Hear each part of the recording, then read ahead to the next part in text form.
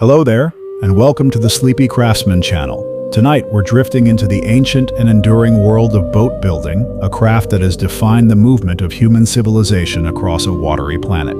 We often think of a boat as a simple object, a tool for transport, but it is really a way of observing the true magic of reality. It is the transformation of a heavy, grounded tree into a vessel of patience and buoyancy, proving that weight is not always an anchor, and that the sea is not a barrier, but a road. Before we begin our journey from the forest to the shoreline, all you need to do is settle in. Let your shoulders soften, feel the weight of your body against the mattress, and notice your eyes grow heavy. Allow your breathing to slow, finding a steady, unhurried rhythm, much like the gentle lap of water against a wooden hull. As the day begins to gently fade away, let us explore the quiet ingenuity of the shipwright together. Every great vessel begins in the silence of the woods, where a craftsman looks at a standing tree not just for its height, but for the curve hidden within its grain. The choice of timber is the first act of the boat builder's prayer, as certain woods like white oak possess a cellular structure that naturally resists the infiltration of water, acting as a biological shield that keeps the interior dry while the exterior embraces the sea. Think for a moment about water, not the water in a glass beside you, or the water that falls from a tap.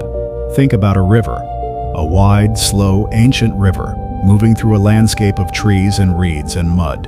Think about standing at the edge of that river 10,000 years ago, looking at the far bank.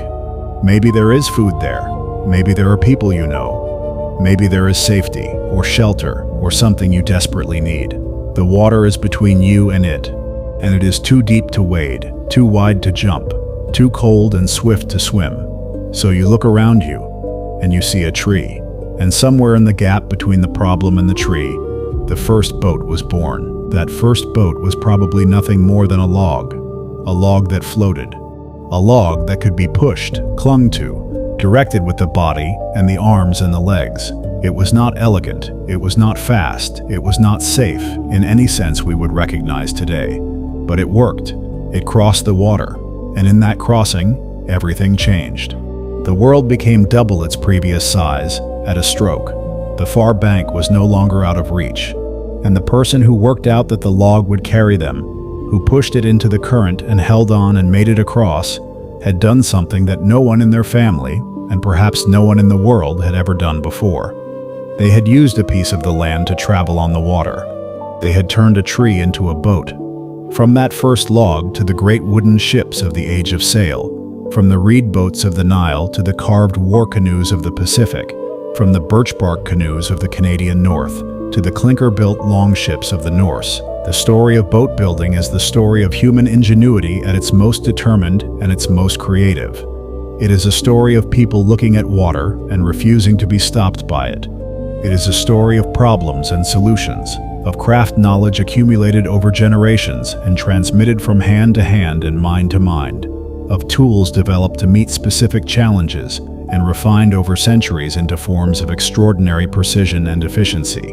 And it is a story that is far older and far stranger and far more beautiful than most people know. And it begins, as so many remarkable things do, with something that most people have never heard of. The oldest boat ever found is not made of wood at all. It is made of pine planks, sewn together with thin strips of bark, and it was discovered in the Netherlands, near the village of Pesse, in 1955, when a peat cutting machine accidentally sliced through it and exposed it to daylight for the first time in thousands of years.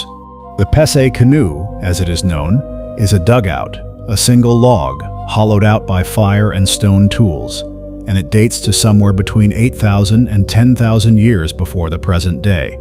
It was found buried in a peat bog, which is one of the few environments on Earth that can preserve organic material for such an extraordinary length of time. The bog provides no oxygen, which means the wood cannot rot in the normal way, and it creates an acidic environment that prevents the growth of the bacteria that would otherwise break down the fibers of the wood and return them to the soil. The peat bog is a natural archive, and the Pesse canoe is one of the most remarkable documents it has ever preserved. It was made before writing existed, before bronze, before the cities of Mesopotamia rose from the mud of the Tigris and Euphrates, before almost everything we think of as civilization. and yet it is a perfectly functional boat. Its maker understood wood, understood water, understood the principle of displacement, that an object will float if the weight of the water it displaces is greater than its own weight, without ever having heard the words for what they understood. They simply knew. They had tested it over and over in the way that all practical knowledge is tested, by doing it, watching what happened, and doing it again differently when it went wrong. And the boat worked, and the world grew a little larger. The oldest planked boat, a boat made from multiple pieces of wood joined together rather than hollowed from a single log, is even more extraordinary. The Khufu ship, discovered in 1954 in a sealed pit cut into the bedrock at the base of the Great Pyramid of Giza in Egypt, dates to approximately 2500 BC. It is 43 meters long. It is made from cedar of Lebanon, a timber that had to be imported from hundreds of miles away because Egypt has almost no native timber suitable for large-scale boat building. The country is mostly desert, and the few trees that grow there are too small and too soft for a vessel of this scale. It was disassembled into 1,224 separate pieces and placed in the pit, probably intended to be reassembled in the afterlife for the pharaoh's eternal journey across the sky or across the underground river that the ancient Egyptians believed carried the sun through the darkness of the night. When archaeologists reassembled it in the 20th century, after spending 13 years carefully documenting each piece and working out how it all fitted together, they found that the pieces connected with extraordinary precision. No nails, no metal fixings of any kind. The planks were held together by rope, threaded through holes cut in the edges of the planks, and tightened so that when the boat was put in water, the planks swelled and the rope tightened further and the joints became completely watertight. It was a technique so sophisticated and so effective that it is still used by boat builders in parts of the Arab world today. 4,500 years after the Khufu ship was built, ancient Egypt was a civilization built almost entirely on boats. The Nile was not merely a river. It was a highway, a source of food, a route for trade and for the movement of armies, and a means of transporting the enormous stone blocks that built the pyramids and the temples and the obelisks and the statues. Everything in Egypt moved by water. The stone for the pyramids at Giza came from quarries at Tura and Aswan, hundreds of miles to the south, transported on barges up the Nile during the annual flood, when the river was at its highest and most navigable and could carry the greatest loads. The granite obelisks, some of them weighing over 300 tons, were moved from their quarries near Aswan to their original sites at Karnak and Luxor and Heliopolis by water, on specialized barges designed to carry their extraordinary weight without capsizing. Egyptian boat builders were engineers as much as craftspeople, solving problems of load and balance and buoyancy that no textbook had ever described, working from observation and tradition and a deep intuitive understanding of how wood and water behave together, refined over generations of building and sailing and watching and learning. The ancient Egyptians also built boats from papyrus, the tall reed that grew in vast quantities along the banks of the Nile and in its delta. Papyrus boats were made by bundling the reeds tightly together, binding them with rope, and shaping the bundles into the hull of a boat. They were lighter than wooden boats, cheaper to build, easier to repair, and perfectly suited to the shallow waters of the Nile Delta, where a wooden-hulled boat might run aground on the sandbanks that shifted with every season. The great Norwegian explorer Thor Heyerdahl built 2 papyrus boats in the 20th century, Ra and Ra II, to demonstrate that ancient Egyptians could theoretically have crossed the Atlantic Ocean using the same technology.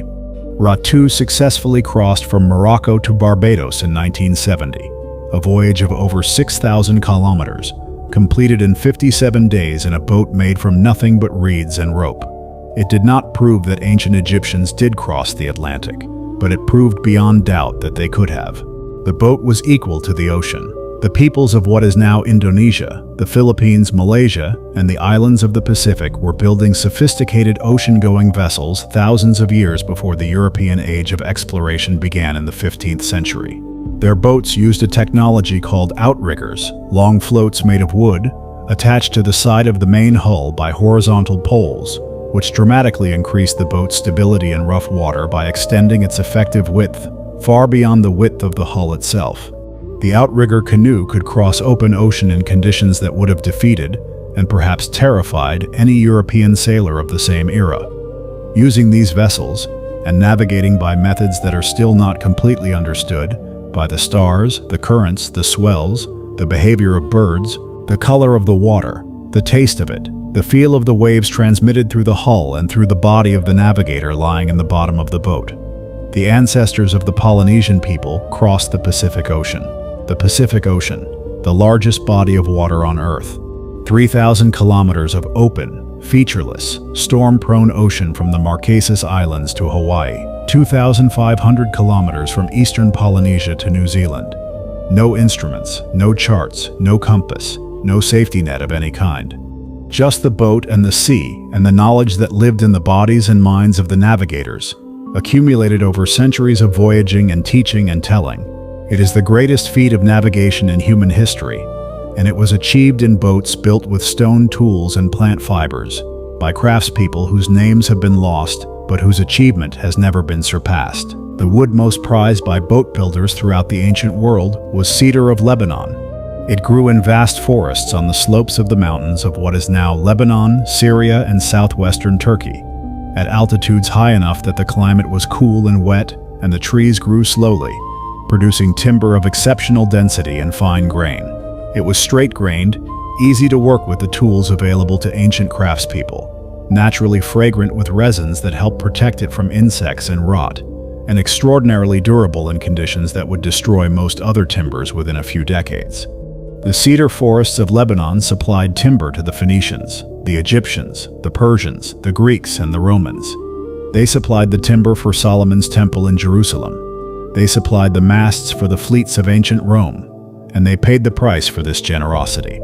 By the time of the Roman Empire, the great cedar forests of Lebanon were already largely gone, logged out over more than 3,000 years of continuous heavy demand to supply the insatiable appetite of ancient civilizations for boat-building timber. What remains today, a few protected groves high in the Lebanese mountains, carefully fenced and signposted and guarded against the goats that would otherwise eat the seedlings, is a tiny and heartbreaking fraction of what once existed. They are living remnants of a resource that the ancient world consumed entirely, and they remind us, quietly and without drama, that the connection between boat building and deforestation is not a modern problem. The Phoenicians were the greatest boat builders and sailors of the ancient Mediterranean world. They were a Semitic people who occupied the narrow coastal strip of what is now Lebanon and the northern coast of Israel, hemmed in between the sea to the west and the mountains to the east, with almost no agricultural land of their own, and they responded to this geographical challenge by becoming the masters of the sea. Their boats were fast, seaworthy, and capable of ocean voyages that other Mediterranean peoples of the same era would not attempt. They established trading colonies across the entire Mediterranean basin, in North Africa, in Spain, in Sicily, in Sardinia, in Malta, and eventually as far as Cornwall in England, where they came for the tin that was essential for making bronze. Their most famous colony was Carthage, founded on the coast of what is now Tunisia in the 9th century BC, which grew into one of the greatest cities of the ancient world. And their sailors may have circumnavigated Africa more than 2,000 years before Vasco da Gama completed the same voyage in 1498. The Greek historian Herodotus records the account, with evident skepticism, of a Phoenician fleet sent by the Egyptian pharaoh Necho II that sailed south from the Red Sea, rounded the southern tip of Africa, and returned through the Strait of Gibraltar, a voyage of about 3 years. Herodotus doubted the account primarily because the sailors reported that the sun was on their right hand as they sailed westward around the southern tip of Africa. This detail, which struck Herodotus as an obvious impossibility, is in fact exactly what you would observe in the southern hemisphere, where the sun appears to the north rather than the south. The Phoenicians were almost certainly telling the truth, and they did it in boats made from cedar of Lebanon, and the skills of generations of craftspeople whose names the world has never recorded. The Norse longship is probably the most famous type of boat in history. It is certainly one of the most recognizable, that long, narrow, elegantly curved hull, the overlapping planks of the clinker construction, the fierce carved prow rising high above the water, the rows of oar ports, the single square sail. The longship was the weapon that made the Viking Age possible. It was the instrument by which a relatively small population of Scandinavians came to dominate the sea lanes of northern Europe for 3 centuries and to make contact with North America 500 years before Columbus. A longship could cross the open Atlantic Ocean. Norse sailors reached Iceland, Greenland, and the coast of North America in longships, navigating by the sun and stars across thousands of kilometers of featureless open water. It could sail up shallow rivers that no other ocean-going vessel of its time could navigate. The Norse raids deep into the river systems of France and Russia and the British Isles were made possible by the longship's shallow draft, which allowed it to penetrate far inland. It could be beached directly on a shore, needing no harbor or dock or quay. The Norse could land anywhere that had a beach, which made their raids unpredictable and almost impossible to defend against. And it was fast. Faster than almost any other vessel afloat in the 9th and 10th centuries, capable of reaching speeds of 15 knots under sail and perhaps 10 knots under oar in a sprint.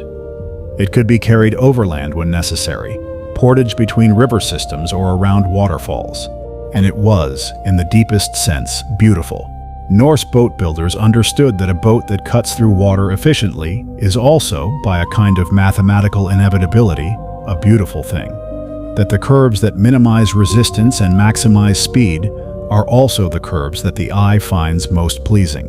The lines of a longship are not decorative in any arbitrary sense. They are functional, and the function produces the beauty. The construction of a clinker-built boat, the technique used for longships and for the traditional boats of Norway, Denmark, Sweden, and Britain for centuries, begins with the keel. The keel is the backbone of the boat, a single long piece of timber running from the bow to the stern along the very bottom of the hull, from which the entire structure grows upward and outward. In clinker construction, the planks of the hull are overlapped like the scales of a fish, or like the tiles of a roof, each plank overlapping the one below it by a fixed amount, typically a few centimeters, and fastened through both overlapping surfaces with iron rivets. The rivet is driven through from the outside. A small square washer called a rove is placed over it on the inside, and the end of the rivet is hammered over the rove so that it is clenched, held permanently. This is why the technique is also called clinker construction, from the word clench.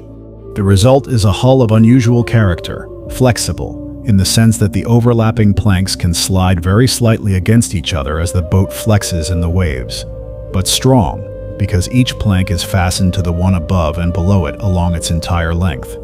A clinker hull moves with the sea rather than fighting it, which is one of the reasons Norse boats were so well suited to the conditions of the North Atlantic.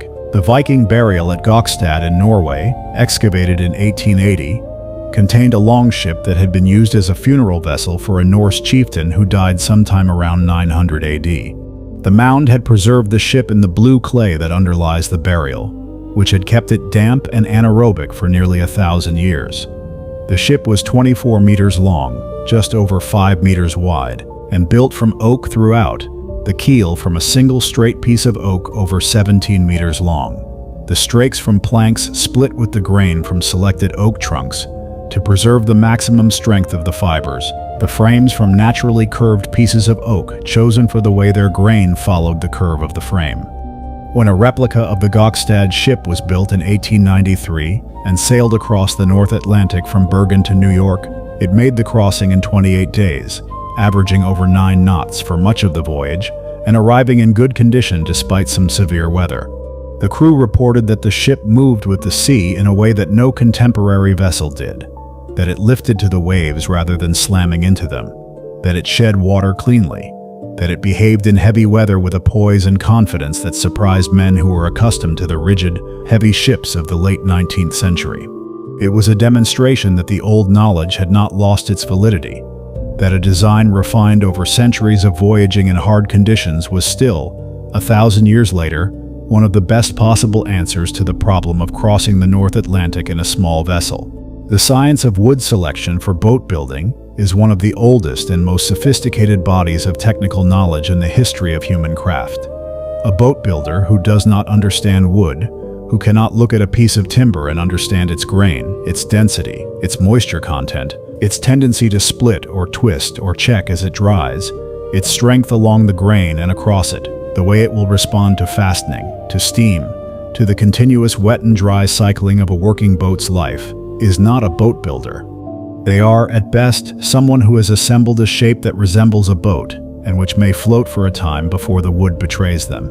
Real boat builders, in every culture and every era, understood timber with an intimacy and precision that most people today find difficult to imagine. They understood that oak grown on the south side of a hill, in deep soil with good drainage, is different from oak grown on the north side, in shallow soil. That the difference affects the density of the wood, the straightness of the grain, and the way it will move as it dries.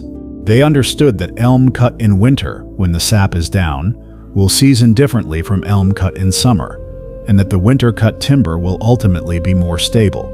They understood that ash grown slowly in poor soil has longer, more flexible fibers than ash grown quickly in rich soil, and that the slow-grown ash makes better oars because it will bend before it breaks.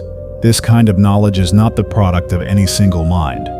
It is the accumulated observation of generations of craftspeople, testing and failing and adapting and improving over centuries of making things in wood that had to work or people would die. The technique of steam bending was one of the most transformative innovations in the long history of boat building, and it is a technique that exploits one of wood's most remarkable properties, its ability, when heated with steam to a sufficient temperature, to temporarily become pliable. The cell walls of wood contain a polymer called lignin, which gives the wood its rigidity. When lignin is heated above approximately 80 degrees Celsius, roughly the temperature of a good steam box, it softens and becomes flexible. The wood can then be bent around a form, clamped in position, and held there while it cools.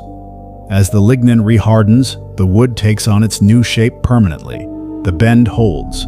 The fibers, which were never cut or damaged, retain their full strength. Steam bending made it possible to produce the curved frames and ribs of a boat hull from straight timber, without having to find or cut naturally curved pieces. This was enormously liberating. Before steam bending, the boat builder's dependence on naturally curved timber, on the curved sections found at the base of branches, at the junction of trunk and root, in the forks of trees, was absolute and limiting. The right piece of curved timber was found where it grew, not where it was needed. And finding the right pieces for a large boat required years of searching in specific woodlands and an intimate knowledge of individual trees that was itself the product of a lifetime. Steam bending freed the boat builder from this dependency. It made construction faster, more flexible, and less reliant on the diminishing supply of old-growth timber with the specific grain characteristics needed for naturally curved work. The caulking of a wooden hull is one of the most ancient and most technically demanding operations in boat building, and it is a skill that looks simple from the outside but contains in practice a complexity and a sensitivity that only years of experience can develop. The seams between the planks of a wooden hull must be made watertight. They cannot simply be fitted tightly edge to edge because wood moves. It expands when wet and contracts when dry, swelling and shrinking with the seasons and with the changing conditions of use. A seam that is tight when dry will open when wet. A seam that is tight when cold will loosen when warm. The caulker's solution to this problem is to fill the seam with a material that is compressible and that will remain compressible and watertight through any amount of movement. That material, for most of the history of boat building, is oakum, fiber made from old unwound rope, pulled apart into its constituent threads and twisted or rubbed into a loose, fluffy rope of fiber. The oakum is driven into the seam with a caulking iron, a wedge-shaped tool with a slightly beveled edge, and a wooden or iron mallet. The caulker works along the seam, driving the oakum progressively deeper with overlapping blows, compressing it into the narrowing gap between the planks to a depth and density that will make it watertight without splitting the plank. The skill lies entirely in knowing when to stop. Drive the oakum too shallow, and the seam will leak. Drive it too deep, and you will crack the plank, which is far worse. The right depth is found not by measurement, but by sound. The mallet changes tone when the oakum is at the correct compression, and by feel. An experienced caulker could work by sound and touch alone, in darkness if necessary, and produce a seam that would hold against any amount of water. The shipwright's adze is the tool that most completely defines the traditional boat building craft, and it is a tool that most people today could not name and would not know how to use. It is a cutting tool. related to the axe in the way that a hoe is related to a spade. The blade is set at right angles to the handle rather than aligned with it, so that it cuts horizontally across the wood rather than splitting into it vertically. The adze is used for shaping, for hollowing out the curved inner surfaces of planks, for forming the complex compound curves of a hull's timbers, for finishing the surfaces of large structural pieces to a degree of flatness and smoothness that a saw alone cannot achieve. In the hands of an experienced shipwright, the adze is capable of producing surfaces of extraordinary precision, surfaces as smooth as those left by a finely set plane, on timber of any size and in any orientation. The technique requires complete coordination of body and tool, a rhythm developed over years of practice, and an ability to read the grain of the wood and adjust the angle and force of each blow accordingly. There are shipwrights alive today who can use an adze to work a curved frame timber to a surface that requires no further finishing, accurate to a fraction of a millimeter over its full length. They can tell from the sound of the tool against the wood whether the next cut should be heavier or lighter, shallower or deeper, more or less across the grain. It is skill of the highest order, and it takes a decade to acquire. The discovery of copper, and later bronze, transformed boat building in ways that went far beyond the most obvious effect of providing better tools. Copper tools, later bronze, when craftspeople discovered that adding tin to copper created an alloy that was harder and held a sharper edge, were certainly an improvement on stone. They could be made in forms that stone could not achieve, and resharpened when they dulled rather than replaced. But the most profound effect of metal in boat building came not from the tools but from the fastenings. The earliest planked boats were held together by rope and wooden pegs, effective enough within limits, but incapable of the rigidity and permanence that metal fastenings provide. A plank held with rope will work. The plank will move relative to its neighbor as the hull flexes. The rope will chafe and loosen over time, and eventually the joint will fail. A plank held with a copper nail or a bronze spike is fixed. It will not work loose. It will not chafe. It will remain in position through any amount of flexing and loading, until the metal itself corrodes. This difference, between a hull that moves and one that does not, changed what was possible. Boats could be made larger because a larger hull develops greater loads at its joints, and only metal fastenings could reliably resist those loads. They could be made more complex because metal fastenings allowed structural members to be connected in configurations that rope and peg could not achieve. They could be made more durable because the primary mechanism of failure in a rope-fastened hull, the progressive loosening of the joints, was eliminated. The transition from rope to metal was one of the great technical leaps in the history of boat building, and it happened independently as human cultures independently discovered the working of copper in the Mediterranean, in South Asia, in China, and perhaps elsewhere. The Greek trireme is one of the most technically sophisticated vessels ever built, and one of the most demanding to crew. It was a war galley, driven by 170 oarsmen arranged in 3 overlapping tiers on each side. The lowest tier, the Thalamites, sat in the bilge of the ship with their oars passing through ports just above the waterline. The middle tier, the Zygotes, sat on a bench built out slightly from the sides of the hull. And the upper tier, the Thranites, sat on a bracket projecting further out still, their oars at the highest angle and their work the hardest. The trireme was slender, typically about 37 meters long and 6 meters wide, and its primary weapon was the ram, a bronze-sheathed beak at the bow, driven at speed into the side of an enemy vessel to hole it below the waterline. A trireme could reach 12 to 14 knots under oar in a sprint, which was sufficient to build up the momentum needed to deliver a damaging ram blow. The technical challenges of building a trireme were extraordinary. The hull had to be light enough that 170 men could row it at the required speed, yet strong enough to survive the shock of delivering a ram blow without destroying itself. The geometry of the 3 tiers of oars had to be precise enough that all 3 tiers could row simultaneously without the oars of different tiers interfering with each other. The waterline had to be calculated so that the lowest tier of oar ports was barely above the surface, giving the vessel its low center of gravity and its speed, without shipping water in any kind of chop. These problems were solved not by calculation but by iteration, by building boats, watching how they performed, identifying what went wrong, and building better ones. The Roman Navy at its height maintained a fleet of several hundred warships, crewed by tens of thousands of oarsmen and sailors, supported by an infrastructure of dockyards and warehouses and rope walks and timber yards of extraordinary scale. But the most remarkable fact about the Roman Navy is not its size at its greatest extent, it is the speed at which it came into being from nothing. When Rome went to war with Carthage for the first time, in 264 BC, it was a land power with almost no naval experience and essentially no fleet of warships. Carthage, on the other hand, was the dominant naval power of the Western Mediterranean, with centuries of seafaring tradition, a large and experienced fleet, and sailors whose skills had been developed through generations of ocean trading. The Romans, we are told by ancient sources, captured a wrecked Carthaginian quinquereme on the Straits of Messina and used it as a template for their own fleet.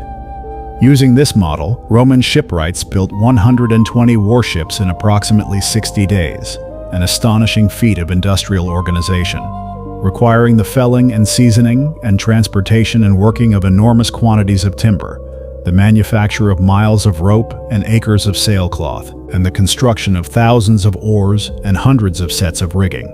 The quality of these first Roman warships was not high. They were copies of copies, built under pressure by craftspeople who had never built such vessels before, without the accumulated institutional knowledge of a naval tradition. But the Romans compensated for their inexperience with ingenuity. They invented the corvus, a long spiked boarding bridge that could be dropped onto an enemy's deck, locking the vessels together and turning the naval battle into a land battle, which was the kind of fighting the Roman legions understood and were trained for. It worked. Rome won the First Punic War at sea, using a navy that had not existed 20 years before the war began. The Arab dhow is one of the longest continuously manufactured types of vessel in the history of the world, and one of the most underappreciated.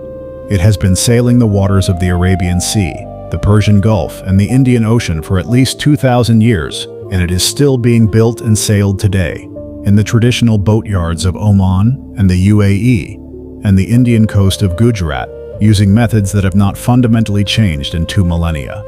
The dhow is characterized above all by its lateen sail, a triangular sail hung from a long spar called a yard, which is set at an angle to the mast rather than at right angles to it. This arrangement, the lateen rig, allows the sail to be set in a position that lets the vessel sail much closer to the wind than a square sail can manage, because the lateen sail acts as an aerofoil, generating lift perpendicular to its surface, rather than simply being pushed by the wind from behind. This was a genuinely revolutionary innovation in the history of sailing, and it is the sail that made the Arab domination of the Indian Ocean trade routes possible. Arab traders, using dhows rigged with lateen sails, learned to exploit the monsoon winds that blow across the Indian Ocean, northeast from October to March, southwest from April to September, to make regular, reliable passages between the Persian Gulf and India, between India and East Africa, between East Africa and the coasts of Arabia and Persia, following a trade circuit that remained the most important long-distance commercial network in the world for over 1,000 years before the Portuguese arrived at the end of the 15th century and attempted, not entirely successfully, to disrupt it. The construction of a traditional Arab dhow follows a sequence of operations that is almost the reverse of European boat-building tradition. In European tradition, whether clinker or carvel, the boat is built skeleton first. The keel is laid, the frames are erected on it, and the planking is applied to the outside of the frame. In traditional dhow construction, the hull is built shell first, the planking comes first, each plank shaped and fitted to its neighbors, and the frames are inserted into the finished or nearly finished shell afterwards to provide additional stiffness and strength. This means that the shape of the dhow is determined by the planking itself, by the judgment of the master builder who shapes each plank by eye and by the feel of the wood, without drawings or molds or templates of any kind. The knowledge of what shape the hull should be lives in the hands and eyes of the builder, accumulated over years of making boats in the same tradition, and in the memory of boats made by teachers and teachers' teachers in an unbroken chain of transmission that reaches back further than any written record. When a traditional dhow builder shapes a plank, he is working from a knowledge that is not written down anywhere and cannot be fully explained in words. It is a knowledge of forms, of what a plank should look like at this point in its length, of how it should relate to the plank below it and the plank above it, of the curve that must be introduced and the twist that must be removed, and of the feel of the wood as it is persuaded into its final position. It is craft knowledge in the purest sense, and it is among the most sophisticated in the world. The invention and spread of the magnetic compass was one of the most consequential events in the history of navigation, and therefore in the history of boat building, because the kinds of boats that are built always reflect the kinds of voyages that are contemplated. Before the compass, sailors who left the sight of land were dependent on the stars for direction, which meant that cloud cover, common in the high latitudes, where some of the most important voyages of history were made, could render them unable to determine their direction for days at a time. The compass, which gives a reliable indication of direction in any weather, removed this limitation. It also changed the relationship between the sailor and the sea. Navigation before the compass was an intimate, embodied practice, requiring constant attention to every sign that the sea and sky could offer: the flight of birds, the presence of certain species of fish or seaweed, the color and taste and temperature of the water, the direction and character of the swell. Navigation with the compass became, over time, a more abstract practice, relying on instruments and charts and recorded tables rather than on immediate sensory engagement with the environment. This shift had profound consequences for the design of boats. A boat navigated by the senses and the intimate knowledge of specific waters needs to be responsive, maneuverable, suited to the specific conditions of the specific sea it is designed for. A boat navigated by compass and chart, making passages across ocean after ocean, needs to be capable of surviving any conditions it encounters, carrying provisions for months, and maintaining its seaworthiness through any weather. The age of the compass produced the great ocean-going sailing ships of the European age of exploration, vessels of a size and complexity that no previous maritime culture had contemplated, built for voyages of a duration and distance that no previous generation had attempted. The Carvel method of hull construction, in which the planks of the hull are laid edge to edge on a pre-erected skeleton of frames, rather than overlapping as in clinker construction, became the dominant technique for large ship construction in Europe from the early 15th century onwards, and it remains one of the two fundamental methods of wooden boat building today. The transition from clinker to carvel was driven by several factors. A carvel hull is smoother than a clinker hull, because there are no overlapping plank edges to create turbulence in the water flowing past the hull, and a smoother hull is faster under sail. A carvel hull is also more easily strengthened because additional members can be fitted to the inside of the smooth hull surface without the complications created by the overlapping planks of a clinker hull. The floors and footocks and knees that stiffen the structure of a large ship are simpler to fit and more effective in a carvel hull. And, crucially, a carvel hull can be pierced for guns without weakening the strake that carries the gun ports to the point of structural failure. In a clinker hull, the overlapping planks and the rivets that secure them mean that cutting a row of gun ports through the strake causes the remaining wood to act in the manner of a perforated line on a sheet of paper, and it may tear. The development of naval gunnery from the mid-15th century onwards made carvel construction not merely preferable, but effectively mandatory for any warship of serious size. The Mary Rose, the flagship of King Henry VIII's navy, was a large carvel-built warship that served for 34 years before sinking in the Solent in July 1545 during an engagement with a French fleet, in full view of the king and several thousand spectators watching from the shore. She went down in minutes, possibly because her lower gun ports had been left open while she maneuvered and water flooded in through them, or possibly because of a sudden gust that heeled her far enough that the same thing happened. Of the 500 men aboard, perhaps 35 survived. The remainder drowned or were trapped below. She lay on the seabed for 4 centuries, gradually settling into the protective silty clay until she was located by divers in 1971 and raised in 1982 in one of the most complex and carefully managed marine archaeology operations ever undertaken. The raising of the Mary Rose was as much an engineering challenge as an archaeological one. The hull had to be supported in a specially constructed cradle before it could be safely lifted, and the lifting itself required a crane of unprecedented delicacy, capable of sensing and responding to the slightest movement of the hull in real time. She is now displayed at Portsmouth in a museum built around and over her hull, where she continues to be conserved. The process of drying out a hull that spent 400 years in the sea cannot be rushed. The wood, saturated with water and with the chemical compounds that the sea deposited in it over the centuries, would crack and distort catastrophically if it were simply exposed to air and allowed to dry. Instead, the hull is kept in a precisely controlled environment and sprayed continuously with a solution of polyethylene glycol, a waxy polymer that gradually replaces the water in the cells of the wood, giving them support from within so that they do not collapse as the water leaves. After decades of this treatment, the spraying can stop and the wood can dry, slowly and safely. It will take until at least 2035 to complete the process. The great shipbuilding forests of England were managed, for several centuries, as a resource of national strategic importance, in much the same way that a modern government might manage oil reserves or rare earth mineral deposits. The oak forests of the Weald of Kent and Sussex, of the New Forest in Hampshire, of the Forest of Dean in Gloucestershire, were not simply woodlands allowed to grow as they pleased. They were working forests, managed by the Crown and subject to detailed regulation, in which individual trees were grown, shaped, and harvested according to the needs of the Royal Navy.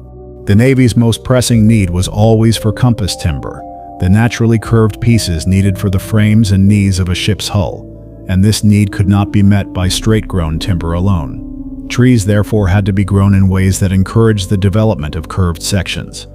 This was achieved by a combination of selection, choosing individuals with a natural tendency to curve, and management, including the partial coppicing of neighboring trees to direct light onto specific branches and encourage them to grow in particular directions, or the shaping of young trees with props and ties to produce the curvature needed in the finished timber.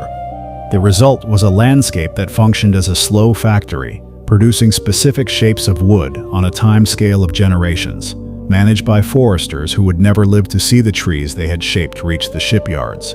It was the kind of long-term planning, measured not in budget cycles but in human lifetimes, that modern institutions find almost impossible to sustain. The introduction of copper sheathing on the hulls of wooden naval vessels in the 1760s and 1770s was a response to a biological problem that had been making the lives of sailors and the ships they served miserable since the beginning of maritime history. The teredo worm, actually not a worm at all but a wood-boring mollusk, related to the clam and the oyster, lives in tropical and subtropical waters and bores into submerged wood, eating it from the inside and leaving behind a trail of calcium carbonate tubes that are the only evidence of its passage until the plank literally falls apart. A ship's bottom infested with teredo could be reduced to something resembling a honeycomb in a matter of months, the plank's hollow shells held together by their outer surfaces. Various remedies had been attempted over the centuries. Heavy coatings of tar, lead sheets nailed to the hull below the waterline, a mixture of tallow and sulfur, and various other substances, but none was reliable or durable. Copper solved the problem definitively. The copper ions that leach from a copper plate into the surrounding water are toxic to marine organisms, including the teredo worm and the barnacles and weed that otherwise encrust a ship's bottom and slow it down. A copper sheath bottom remained clean and smooth and biologically hostile to any organism that tried to colonize it. Ships sheathed in copper could make longer voyages without returning to port for cleaning and repair. They were faster because the clean copper bottom slid through the water without the drag of the marine growth that afflicted unsheathed ships, and they were more durable because the teredo that would otherwise undermine the planking could not penetrate the copper barrier. The great ship that Nelson commanded at Trafalgar, HMS Victory, was built at Chatham Dockyard between 1759 and 1765, and she was built at a scale that is difficult to comprehend. The timber frame of her hull consumed the wood of approximately 4,000 oak trees, each one selected for the specific qualities needed at the specific point in the structure where it would be used. Her keel, the backbone from which the entire structure grew, was made from a single piece of elm timber over 47 meters long, a piece so large that finding it required a search of the forests of England and eventually involved the felling of a tree that had been growing for over 150 years. Her masts were made from Norwegian pine, imported in sections because no single piece of British timber was long enough or straight enough. Her standing rigging, the fixed ropes that supported her masts, was made from hemp, tarred to resist the weather and the salt.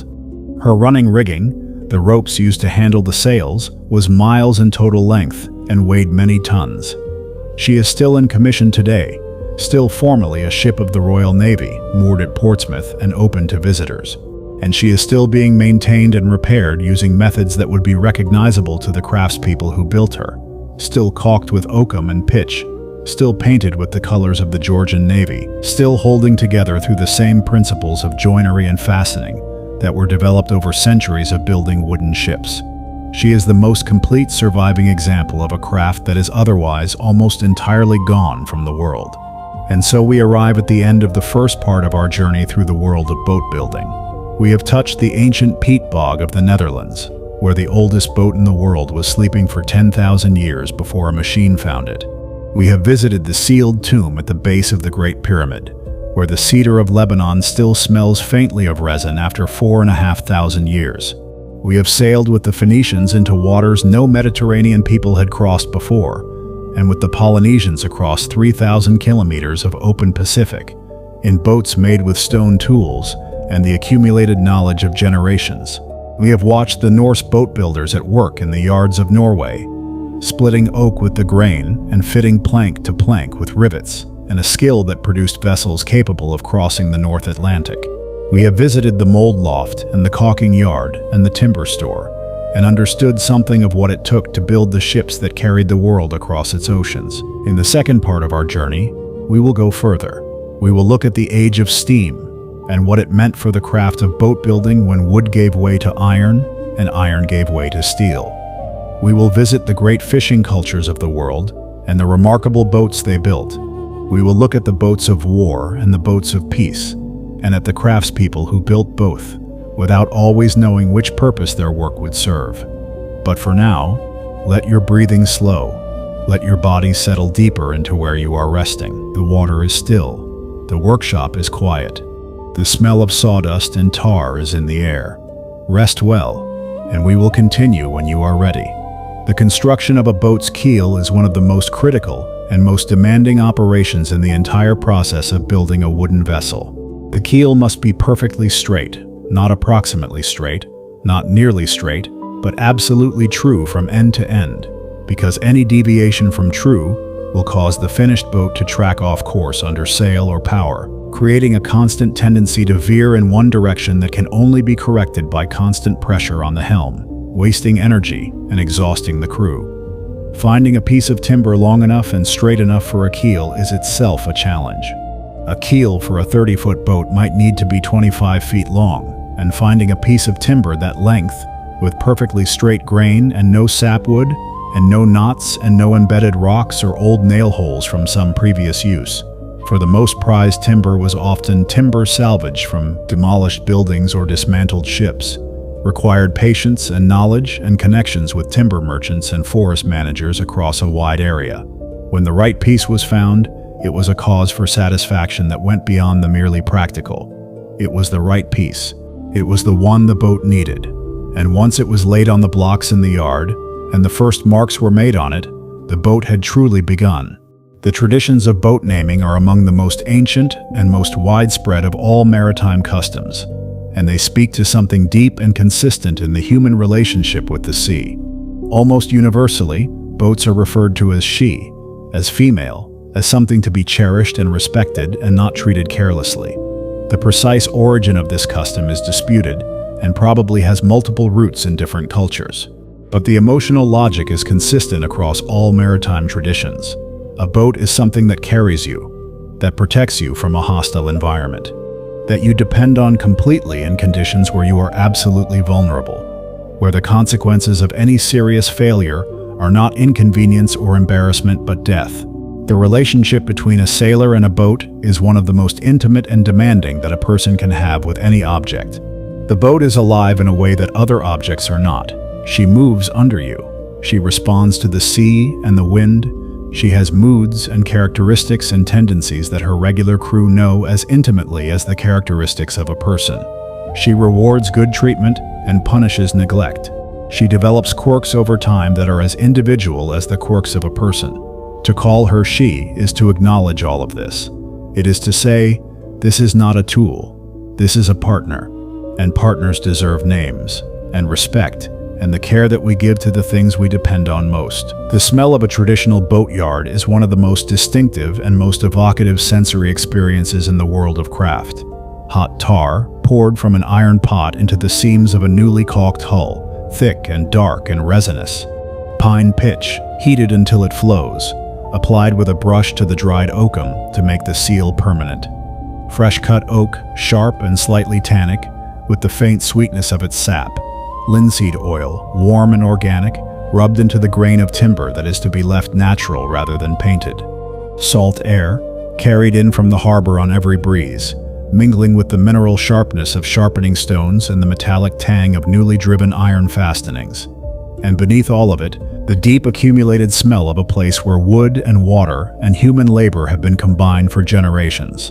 A smell that is composed of 1,000 individual ingredients, none of which you could name with certainty, but all of which together create something instantly recognizable. Boatyards have smelled like this since the first planked vessels were built on the shores of the ancient Mediterranean. The specific compounds have changed slightly. The character of the smell has not. It is the smell of the intersection of land and sea, of timber and salt, of the determination to cross the water, and the knowledge that makes it possible. Mingdes en burindildandes en bidan de vermine. The riveter's hammer is one of the great sounds of the industrial age of shipbuilding, and it is a sound that is largely gone from the world. In the great iron and later steel shipyards of the 19th and early 20th centuries, the yards of Belfast and Glasgow and Newcastle and Hamburg and Genoa, the sound of thousands of riveters working simultaneously was so continuous and so loud that the workers suffered permanent hearing damage as a matter of course. The rivet gang consisted of 4 people. The heater, who held the rivet in a coke brazier until it glowed orange-white and was soft enough to be shaped. The passer or catch boy, who transferred the glowing rivet from the brazier to the riveter, sometimes by hand, sometimes with long-handled tongs, sometimes in an act of casual audacity that strikes modern safety consciousness as extraordinary, by throwing it through the air. The holder-up, who placed a heavy iron dolly against the head of the rivet on one side to absorb the hammer blows, and the riveter, who hammered the other end of the rivet with a pneumatic hammer until it formed a new head, clamping the 2 plates of steel permanently together. From the moment the rivet left the brazier, it had perhaps 30 seconds before it cooled too much to work. The whole operation was conducted at speed, under noise levels that modern regulations would not permit, with materials that were hot enough to cause serious burns at every stage. And the sound of it, the continuous irregular hammering, each gang with its own rhythm, hundreds of gangs working simultaneously across the steel shell of a half-built ship, was the sound of an industrial civilization at the height of its power. The construction of a wooden boat has always required not merely technical knowledge and manual skill, but something harder to define and harder to teach. An understanding of the living material that goes beyond any description of its physical properties. Wood is not a uniform substance. It is a record of the life of the tree that produced it, and every piece of wood carries within it the specific history of that specific tree. The years of good growth and the years of drought, the branches that grew and were lost, the wounds that healed, the stresses imposed by wind and slope and competition with neighboring trees. This history is visible in the grain, if you know how to read it, and legible in the way the wood responds to tool and moisture and stress. The boat builder who understands this history, who can look at a plank and understand not just what it is, but what it was, what forces shaped it, and what forces it will therefore resist or yield to, is working with the wood as a partner rather than simply as a material. The boat that emerges from this kind of understanding is different from a boat made without it. Not visibly different necessarily, but different in the way it performs, in the way it ages, in the way it responds to the conditions it was built to meet. The difference between a boat made with full understanding and a boat made without it is the difference between a tool and an instrument. Both will function, but only one will sing. The boatyard at the end of a working day has a particular quality of quiet that is different from the quiet of other workplaces. The tools have been put away. The fires in the forge have been banked down. The shavings and the sawdust have been swept, or left where they fell to be swept tomorrow. The hull that has been growing all day stands in the fading light, its new planks pale against the darker timber of the existing work, the freshly driven fastenings gleaming where the hammer has burnished them. The smell of the day's work is still in the air, tar and pine and linseed and oak. The tidewater laps at the quay wall, indifferent to the work of the yard, as it has lapped at quay walls and riverbanks and harbor walls since before any boat was ever built. Tomorrow the work will continue. The hull will grow another plank taller. The keel will inch further along the blocks toward its finished length. The frames will close in around the space that will eventually become the hold, or the cabin, or the cockpit. And the boat, which is still just potential and timber and intention, will come a little closer to the thing it is going to be. The thing that will take someone, someday, across the water. The age of steam arrived in boat building not as a sudden revolution, but as a slow and deeply contested transition. For most of the first half of the 19th century, the steamship was widely regarded as a curiosity, useful for short passages in calm water perhaps, but fundamentally unsuited to the demands of ocean voyaging. The steam engines of the early 19th century consumed coal at a prodigious rate, required constant maintenance, were prone to catastrophic failure, and produced enough heat and smoke and vibration to make the ships that carried them uncomfortable in a way that the worst sailing vessel was not.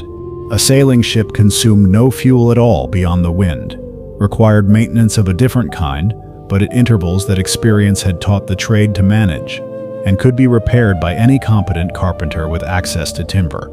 A steamship was a different kind of machine entirely, and the craft of building and maintaining it was a different kind of knowledge. It took decades for that knowledge to develop, and several more decades for the engineering to reach a point where a steamship could reliably make an ocean passage without running out of coal or breaking down. The first steamship to cross the Atlantic was the SS Savannah, which made the passage from Savannah, Georgia to Liverpool, England in 1819. But the crossing was made primarily under sail, with the steam engine used for only 80 hours of the 27-day voyage. The engine was removed from the ship shortly after the crossing, partly because the machinery was unreliable, and partly because no cargo owners would book space on a vessel whose engine might fail at sea. The first crossing made primarily under steam power was that of the SS Great Western in 1838, designed by Isambard Kingdom Brunel and built at Bristol by the yard of William Patterson, who constructed her hull of English oak in the traditional manner while incorporating steam engines of unprecedented power and reliability. The Great Western made the crossing in 15 days, arriving in New York with coal to spare, and demonstrated for the first time that a steam-powered vessel could make an Atlantic crossing in a commercially useful time, reliably, without running out of fuel. It was the beginning of the end of the age of sail, though the end took another 50 years to arrive. Isambard Kingdom Brunel designed 3 ships in his career, and each one was the largest vessel ever built at the time of its construction. The first was the Great Western, built of wood in the traditional manner.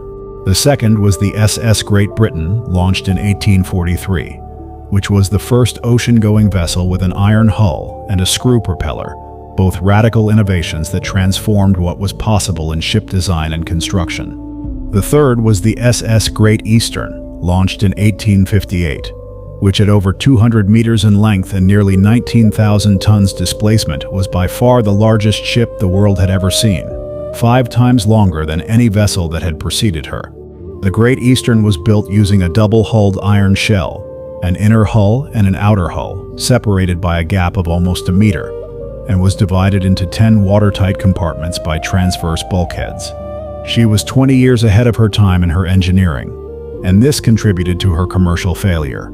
The shipping industry was not ready for a vessel of her scale, and she spent most of her working life laying telegraph cables across the ocean floor, rather than carrying passengers and cargo. But her construction was one of the great achievements of Victorian engineering, and the men who built her, the ironworkers and riveters and engine fitters of the Millwall yard on the Thames, were craftspeople working at the absolute frontier of what the technology of their time could do.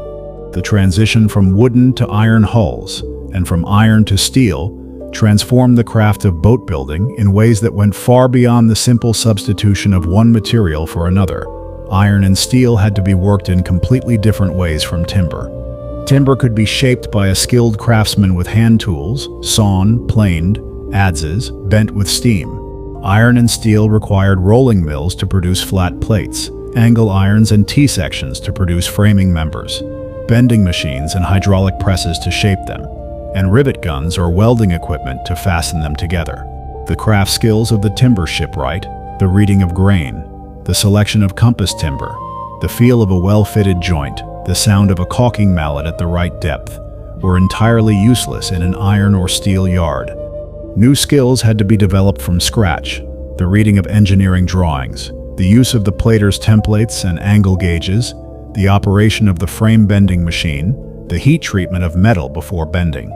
A whole new craft tradition had to be created, and it was created with remarkable speed in the yards of Glasgow and Belfast and Tyneside and Clyde by craftspeople who had no tradition to inherit and had to invent everything they needed. The rivet, a short metal bolt heated, driven through aligned holes in two plates of metal, and hammered on both ends to form permanent heads, was the fastening method that held iron and steel ships together for nearly a century, from the 1840s to the 1940s, when welding finally replaced it.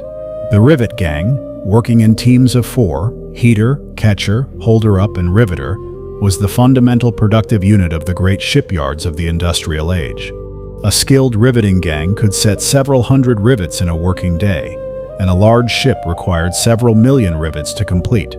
The organization of a large shipyard during the height of the steel shipbuilding era was therefore an exercise in the coordination of thousands of rivet gangs, working simultaneously on different parts of the hull, each one completing its section of the structure and moving on as the next stage of construction overtook them. It was industrial production on a scale that dwarfed anything that had preceded it in the history of manufacturing, and the ships that emerged from this process were marvels of organization as much as of engineering. The great ocean liners of the early 20th century, the Olympic-class ships of the White Star Line, of which Titanic was the second, were the largest moving objects ever made by human hands. The Titanic was 269 meters long, over 28 meters wide, and displaced 46,000 tons. She was built at the Harland and Wolff Yard in Belfast, which at the time of her construction was the largest shipyard in the world. The scale of the enterprise, the thousands of workers, the millions of rivets, the acres of steel plate, the miles of electric cable and steam piping, staggers the imagination even now. What is perhaps most remarkable is how quickly this scale of construction had become routine. When the Titanic was being built, between 1909 and 1911, ships of her size were not unprecedented. The Olympic, her sister ship, was being built in the adjacent slipway simultaneously. The workforce of Harland and Wolff was accustomed to building ships of this scale. The craft of building a 46,000-ton ocean liner had been developed in the course of a single human lifetime, from nothing, and much of what had been learned through failure, through ships that leaked or broke up in storms, or proved underpowered or corroded in ways that the designers had not anticipated.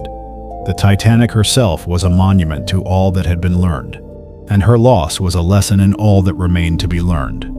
The fishing boat traditions of the world represent some of the most sophisticated and most locally specific achievements in the history of boat building. Every major fishing culture has developed hull forms, rigging arrangements, and construction techniques perfectly adapted to the specific conditions of the waters it fishes, the specific patterns of wind and tide, the specific character of the seabed, the specific types of net or line or trap that the fishermen use, the specific way in which the fish must be landed and handled once caught. The traditional fishing boats of Brittany and northwest France, the chasse-marée, the synagote, the biskin, are entirely different in form and character from the fishing boats of Newfoundland, which are different again from the boats of Norway or Portugal or Japan or the coast of Kerala in India. Each one is the product of a specific environment and a specific set of human needs, refined over generations of use in conditions where the consequences of an inadequate design were immediate and severe. There is no academic tradition behind these designs. There is no naval architecture in the formal sense. There is only the accumulated wisdom of many generations of fishermen who built their own boats or worked closely with the builders, who knew from experience exactly what a boat needed to do and would not accept anything that fell short. The dory is a small, flat-bottomed fishing boat. typically about 15 feet long, with high, flaring sides and a very narrow bottom. It was the dominant small fishing vessel of the Grand Banks fishery of Newfoundland and New England from the early 19th century to the mid-20th, and it is a design of extraordinary simplicity and extraordinary effectiveness. The dory's flat bottom and narrow width mean that it can be stacked, one dory placed inside another, like cups in a cupboard, and a large schooner fishing the Grand Banks could carry 20 or more dories stacked on her deck, deploying them one by one as she reached the fishing grounds. Each dory would be rowed or sailed to its fishing spot, where the single fisherman aboard would set and haul his trawl lines, loading the dory with fish until the gunwales were almost level with the water. The dory was stable enough, under normal conditions, to carry a load far larger than its own weight without capsizing. It was robust enough to survive the violent swells and breaking seas of the Grand Banks in bad weather. And it was simple enough to be built and maintained by any competent carpenter, without specialized tools or materials. It was built in its millions, and it carried millions of tons of fish to market, and it was responsible for the survival and prosperity of dozens of fishing communities along the coast of North America for over a century. The Grand Banks of Newfoundland are one of the richest fishing grounds in the world, a shallow underwater plateau southeast of Newfoundland where the cold waters of the Labrador Current and the warm waters of the Gulf Stream meet, creating conditions of extraordinary biological productivity. The cod that lived in these waters were, for several centuries, seemingly inexhaustible. They swam in schools so dense that early explorers reported being able to scoop them out of the water with baskets. They were the foundation of the economies of Newfoundland and New England and Nova Scotia and the Basque Country of Spain, whose fishermen were making the crossing to the Grand Banks before Columbus made his more famous voyage. The boats that fished them, the great two-masted schooners, the flat-bottomed dories, were refined by the demands of this specific fishery into forms that were close to perfect for their purpose. And when the cod were gone, when a century of industrial fishing with increasingly powerful vessels and increasingly efficient gear had removed more fish from the Grand Banks than the ocean could replace, the boats became redundant overnight, and the fishing communities that had built their lives around them faced a devastation from which many have never recovered. The traditional boats of the Pacific Islands are among the most sophisticated sailing vessels ever developed, and they remain among the least well understood by the Western maritime tradition. The proa, a vessel with a main hull and a single outrigger which always keeps the outrigger to windward, is capable of speeds that modern racing yachts struggle to match.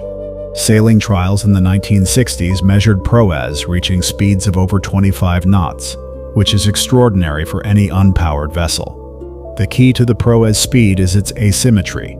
The main hull is designed for minimum drag when sailing in one direction. The outrigger provides stability, and when the boat needs to sail in the opposite direction, it reverses, bow becoming stern, stern becoming bow, so that the outrigger remains to windward. The proa never tacks through the wind in the conventional sense. It simply reverses direction. This requires a form of sail that can be shifted end for end, and a rig of considerable ingenuity, but it produces a vessel of remarkable efficiency, capable of traveling faster than the wind that drives it in certain conditions.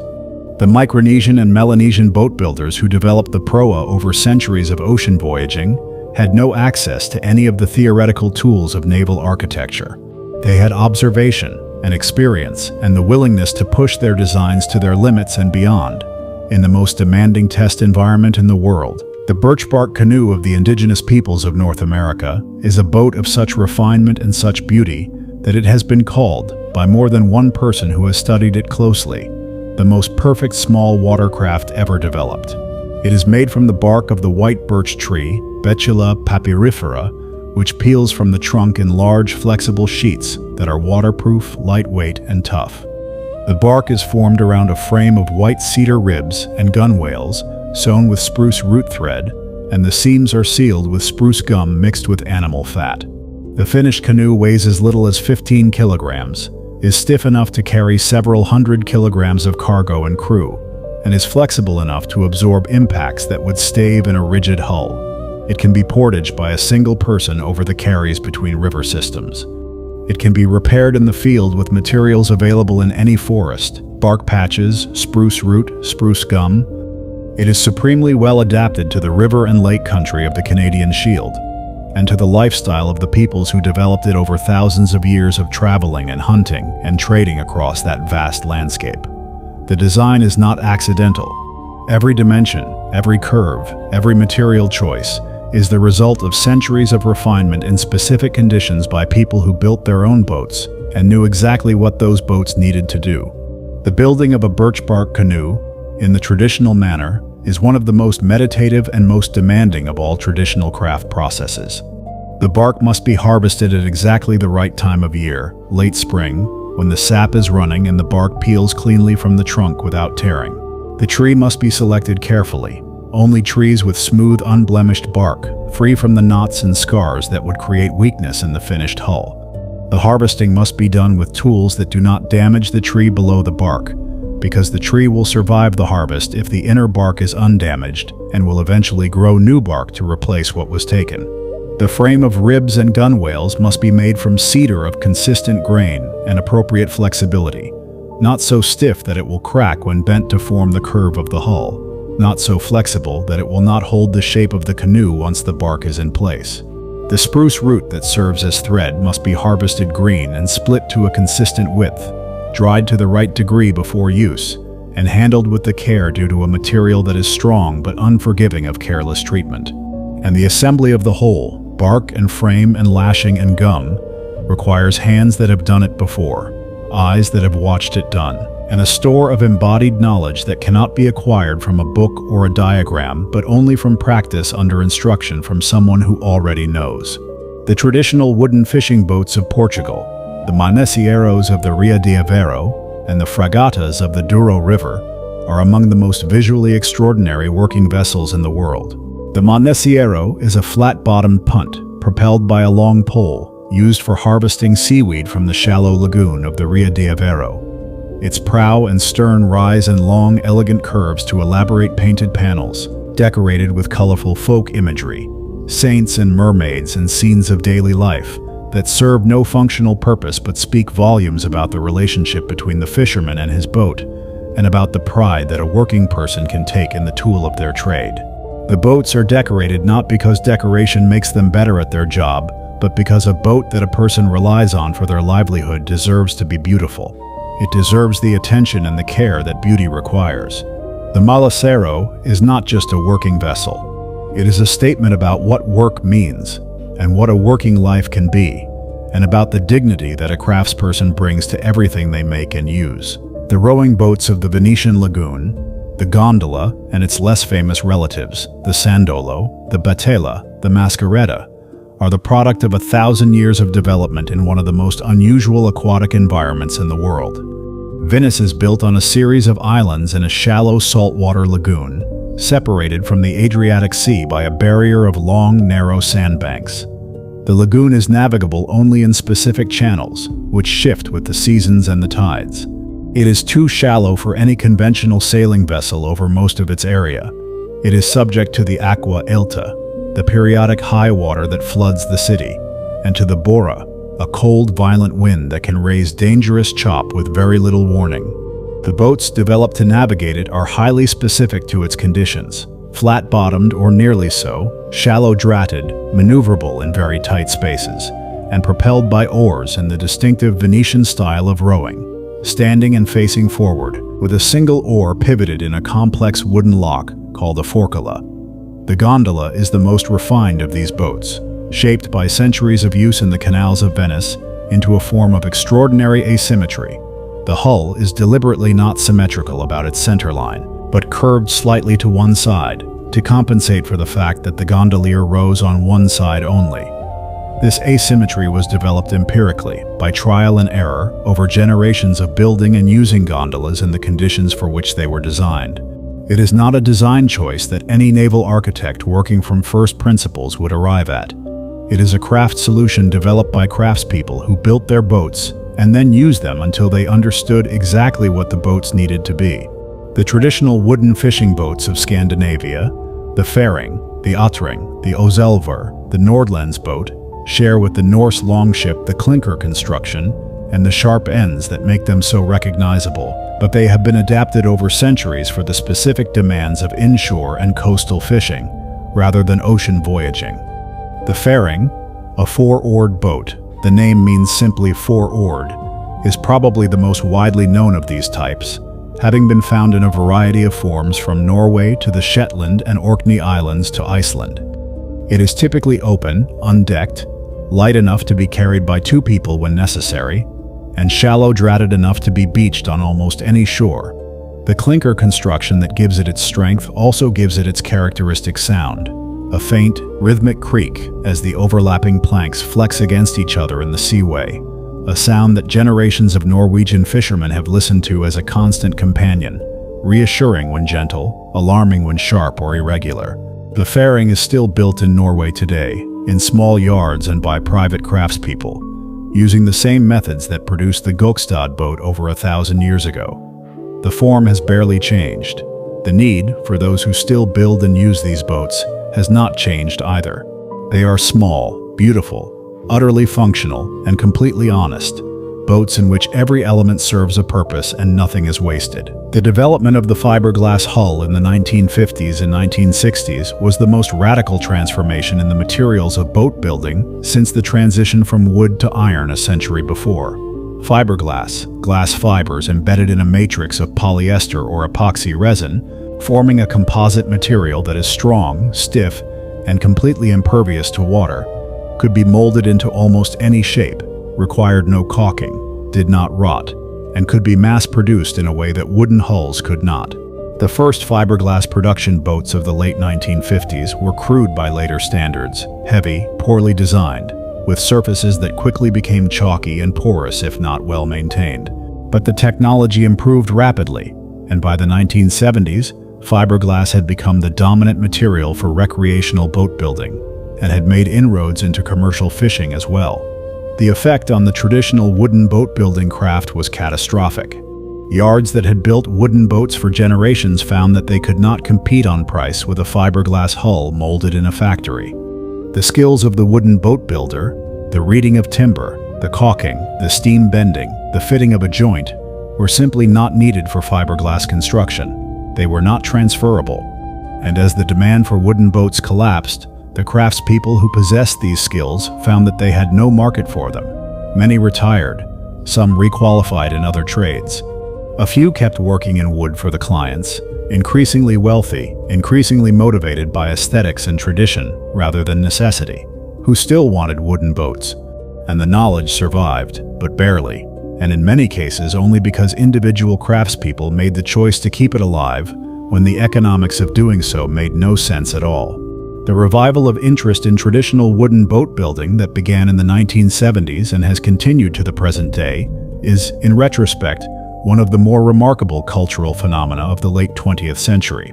In the middle of a period of rapid technological change, when fiberglass and aluminium and carbon fiber were transforming what was possible in boat construction, a significant number of people, craftspeople, sailors, historians, enthusiasts, became convinced that the old knowledge was worth preserving and that wooden boats were worth building and sailing and maintaining, not despite the difficulty and expense, but because of it.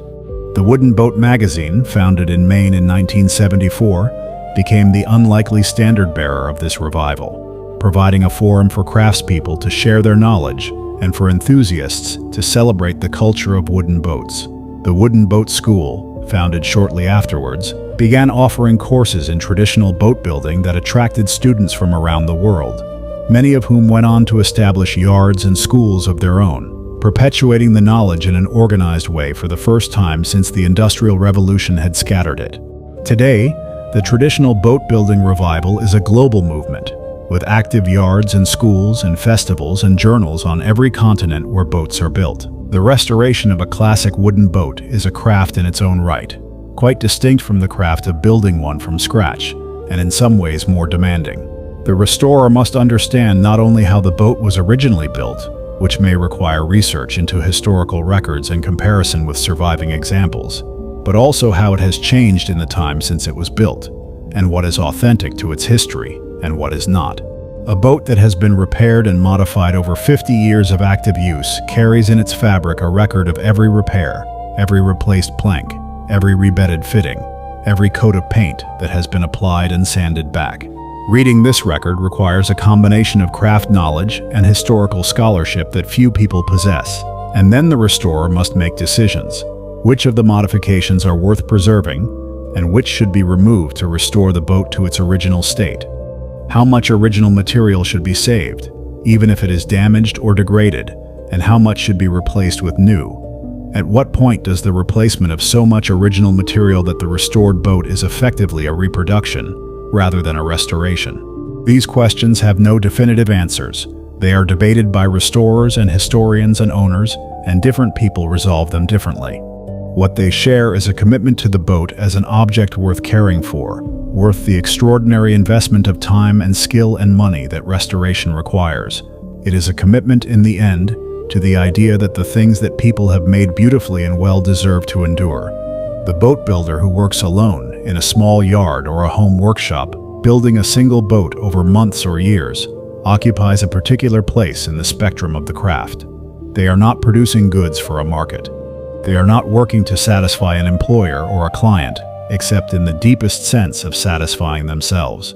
They are building because the building is the point, because the process of shaping wood and fitting joints and watching a hull emerge from a pile of timber is in itself a sufficient reason to spend the time.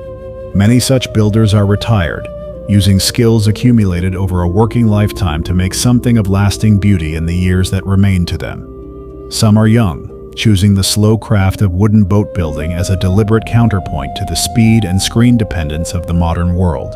Some are sailors who decided that they wanted to understand the boats they sail from the inside out, who discovered that building a boat teaches you things about boats that sailing one never could. And some are simply people who find in the rhythm of the craft the steady progress from keel to frame to plank to finish, the daily increment of completion, the satisfaction of a joint well fitted and a surface well made, something that the rest of their lives does not provide. The boat, for these builders, is not merely a means to an end. It is the end itself. The craft of sailmaking was as demanding and as complex as the craft of boat building itself, and the two were inseparable for most of the history of sailing. A sail is not simply a piece of cloth. It is an aerofoil, a three-dimensional curved surface that generates lift when the wind flows across it, just as an aircraft wing generates lift when air flows across it. The shape of the sail, the amount of draft, the position of the maximum draft, the way the draft changes from head to foot and from luff to leach, determines how efficiently the sail converts wind energy into forward motion, and how well the boat sails in different wind conditions.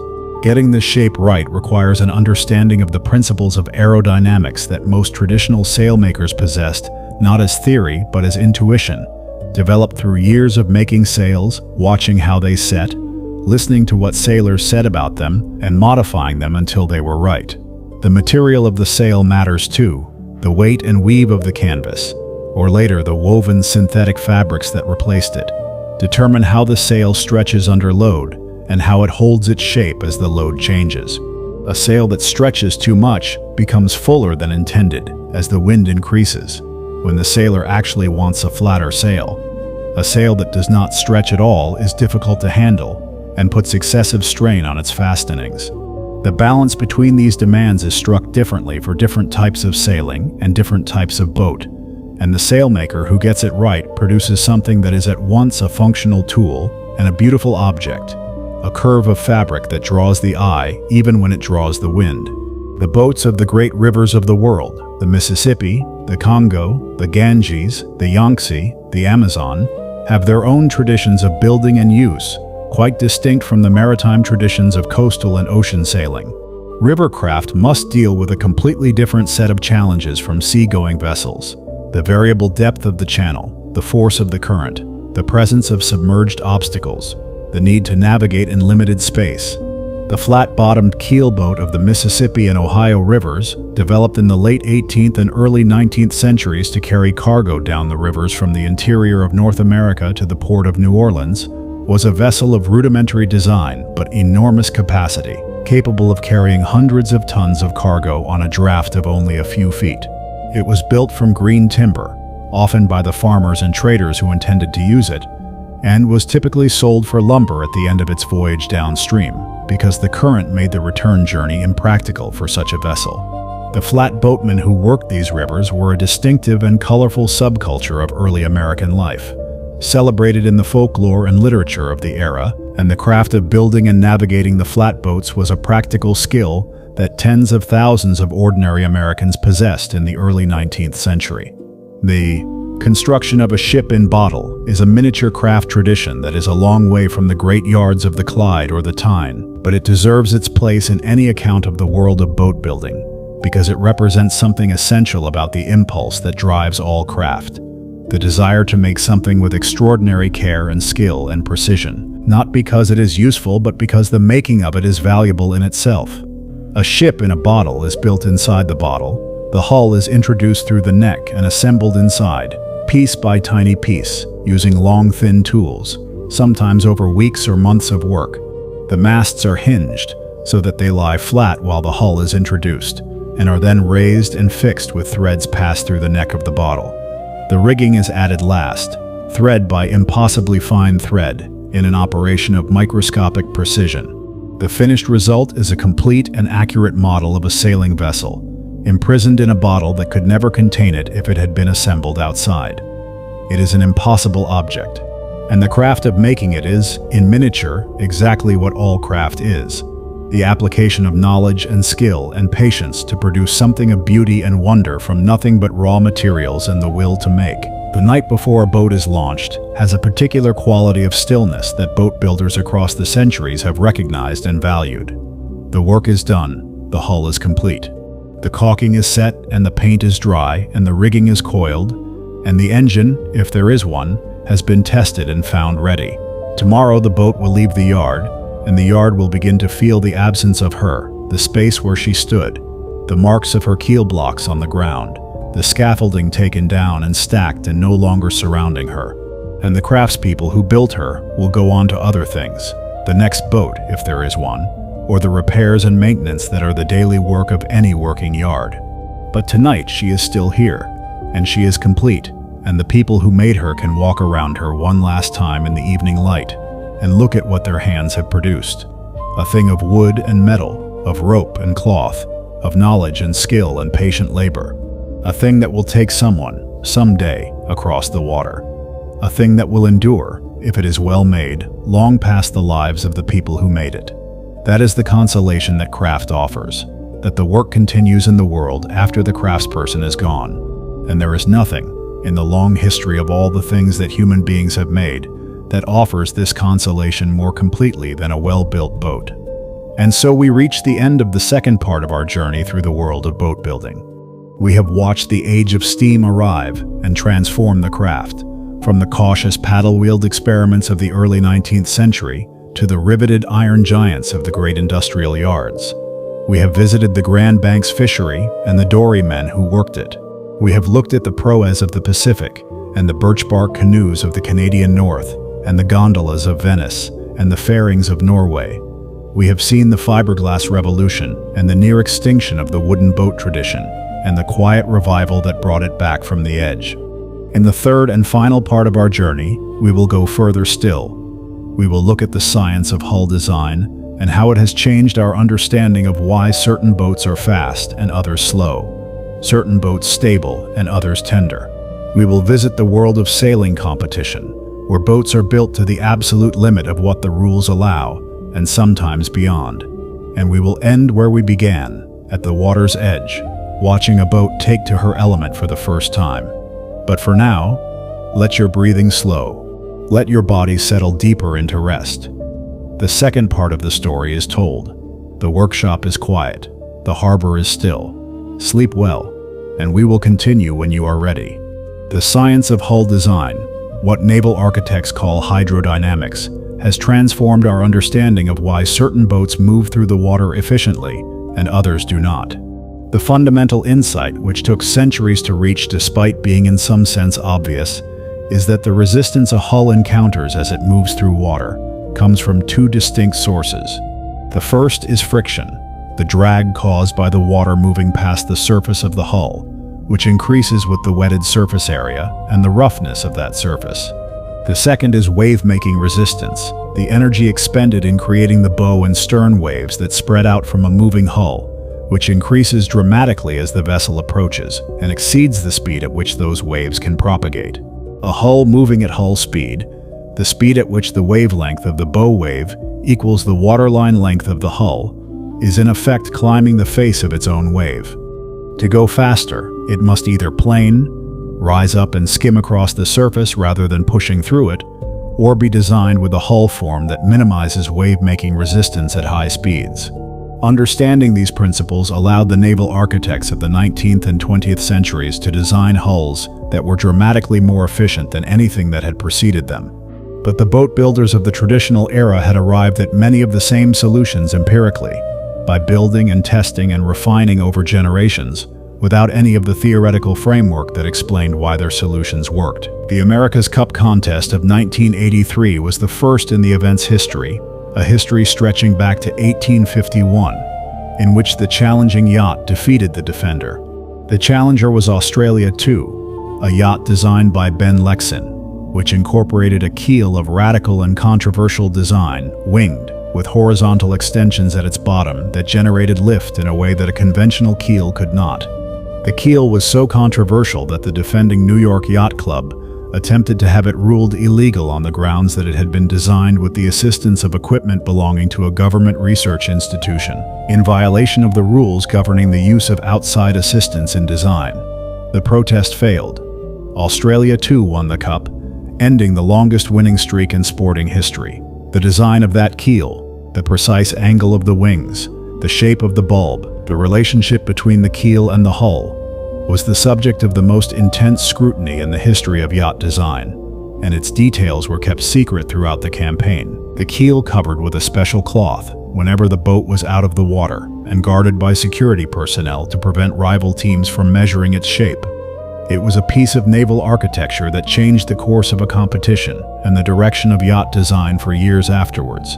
The wooden canoes and kayaks of the Arctic peoples, the Inuit of Canada, Alaska, and Greenland, the Yupik of Alaska and Siberia, represent perhaps the most extreme examples of craft perfectly adapted to specific environmental conditions. The kayak was designed for hunting in Arctic waters, for approaching seals and walrus quietly, from a low profile that would not alarm the prey, for surviving in conditions of extreme cold where a capsize, if the paddler could not right the boat immediately, would mean death from hypothermia within minutes. The frame was made from driftwood or from whale bone, whatever material was available in an environment with almost no trees, lashed together with rawhide that, when wet, swells and tightens, and when dry, contracts and stiffens, so that the hull becomes stronger in the water and more rigid in the air, exactly as a kayak needs to be. The covering was made from the skins of seals, stretched over the frame while wet and allowed to dry taut, creating a surface that is waterproof, flexible, and astonishingly tough. The cockpit was fitted with a spray deck, a skirt of sealskin that attached to both the cockpit rim and the paddler's jacket, creating a watertight seal that prevented water from entering the hull even when the boat was rolled completely upside down.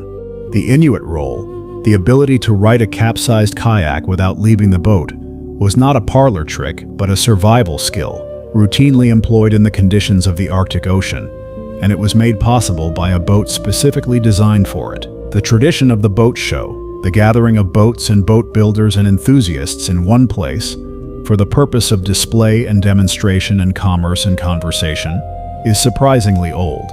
The first organized exhibitions of boats and marine equipment in Britain date from the 1880s, and the tradition of the boat show has grown steadily since then into one of the most significant annual events in the calendar of the maritime world. The London Boat Show, held in January at Earl's Court and later at the Excel Centre in Docklands, was for decades the largest and most prestigious boat show in the world, attracting hundreds of thousands of visitors and exhibitors from dozens of countries. The Genoa Boat Show, the Paris Boat Show, the Miami International Boat Show. Each of these events is a snapshot of the state-of-the-art in boat design and building at the moment of its occurrence, and together they trace the evolution of the craft over the decades of their existence. But perhaps the most interesting and most emotionally resonant of all boat gatherings are the classic boat festivals, the meetings at which old wooden boats are brought together, not for commerce but for celebration. The Wooden Boat Festival at Port Townsend in Washington State, the Classic Boat Festival at Cowes on the Isle of Wight, the Douarnenez Festival in Brittany. At these events, boats that were built by craftspeople who are now long dead sail together in company, maintained by devoted owners as evidence of what the craft once was and as an argument for what it might still be. The design of a boat's interior, the arrangement of its cabin or hold, the placement of its berths and its galley and its navigation station and its head is a discipline as demanding and as creative as the design of its hull, and one that is less often celebrated. The interior of a small sailing yacht is a masterpiece of compression. Every available space is used for storage or function. Every surface is curved to follow the shape of the hull. Every fitting is chosen for minimum weight and maximum utility. The galley must be arranged so that it can be used safely when the boat is heeled at 30 degrees and moving through heavy seas. The berths must be arranged so that a sleeping crew member is held in place by the movement of the boat rather than thrown out of it. The navigation station must give the navigator access to charts and instruments while remaining within reach of the cockpit, so that a course change can be communicated without delay. These constraints produce interiors of extraordinary ingenuity. Fold-down tables, convertible berths, hatches, and lockers that serve multiple purposes. A spatial efficiency that makes a studio apartment seem wasteful. The craftspeople who build these interiors, the joiners and cabinet makers who work in the confined, curved, constantly evolving spaces of a boat's hull, develop skills that have no equivalent on land, and produce work of a quality and a precision that the confined spaces and demanding conditions make more impressive, not less. The life of a working wooden boat is measured not in years but in the attention given to it. A wooden boat that is properly maintained, kept dry when not in use, inspected regularly for soft spots and failing caulking and corroding fastenings, repainted on schedule, hauled out annually to check and treat the bottom, can last for a very long time indeed. There are wooden boats still in regular use that are 60, 70, 80 years old. There are a few that are older still. The limiting factor is not the wood itself, which can last indefinitely if kept properly, but the metal fastenings that hold the wood together. Iron and steel fastenings corrode in salt water, and as they corrode they swell, splitting the wood around them, a process called iron sickness, and they weaken, until eventually a fastening that was supposed to hold a plank in place can no longer do so. The remedy is refastening, removing the old corroded fastenings and replacing them with new ones of a more corrosion-resistant material, typically silicon bronze or stainless steel. It is a labor-intensive and expensive operation, but it is the operation that extends the life of an old wooden boat almost indefinitely. A boat that is refastened, recalked, and otherwise maintained with care will outlast the people who maintain it, and will eventually be passed on to other owners who will carry the maintenance forward for another generation or two. The boat accumulates history as it accumulates years, and the history becomes part of what it is. The builders of the great canal boats of England, the narrow boats that were the primary cargo carriers of the English canal system in the late 18th and early 19th centuries, developed a tradition of hull construction and interior decoration that is entirely their own, quite distinct from any maritime tradition. The narrow boat is, as its name suggests, narrow, typically just over 2 meters wide, to fit the locks of the canal system, and long, typically 15 to 20 meters, to maximize cargo capacity within that constraint. The hull is flat-bottomed and square in cross-section, without any of the curved elegance of a seagoing vessel, because it is a working machine rather than an aesthetic object, designed to carry the maximum possible cargo at the minimum possible cost. But the cabin of the narrow boat, the tiny living space at the stern where the boatman and his family lived during the working season, is decorated in a tradition of extraordinary elaboration and color. Painted roses and castles, in a style that developed in the late 18th century and has been maintained with remarkable consistency ever since, cover every available surface: the cabin sides, the doors, the water cans, the coal box, the tiller. The origins of this tradition are obscure, and its relationship to any other decorative tradition is disputed. But its existence is evidence, once again, of the human impulse to beautify the tools of working life, to make the things we depend on worthy of the dependence. The world of competitive sailing, of ocean racing and yacht racing, and the various forms of racing that take place from the inshore to the offshore, has driven some of the most significant advances in boat design and construction of the last century. The America's Cup, the Vendée Globe, the Jules Verne Trophy for the fastest circumnavigation, the Sydney to Hobart Race. These competitions have been the proving ground for hull forms and rigging arrangements and construction materials that have transformed what is possible in sailing. The carbon fiber hulls and rigs of modern racing yachts, impossibly light, enormously strong, precisely engineered to fractions of a millimeter, are the direct descendants of the experiments that racing has driven.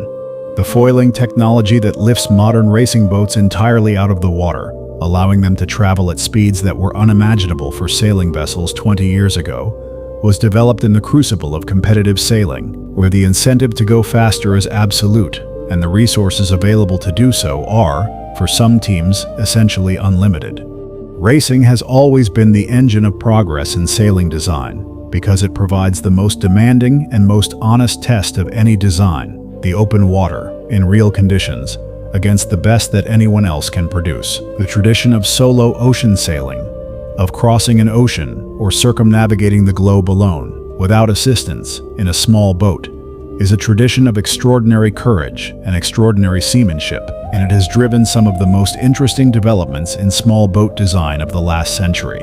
Joshua Slocum, who completed the first solo circumnavigation in 1898 in a rebuilt oyster sloop called Spray, proved that a single person in a small, well-designed boat could accomplish a voyage that many had thought impossible. Francis Chichester, who completed a solo circumnavigation with a single stop in 1966 and 1967 in his Ketch Gipsy Moth 4, proved that the feat could be accomplished with a level of speed and planning that turned it from a heroic adventure into something closer to an athletic achievement.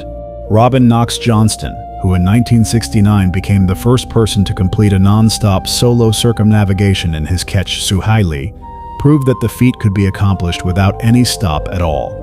Each of these voyages required a boat capable of being managed by a single person in conditions of extreme stress and exhaustion, and the design of boats for single-handed sailing has been a specialized and fertile area of development ever since.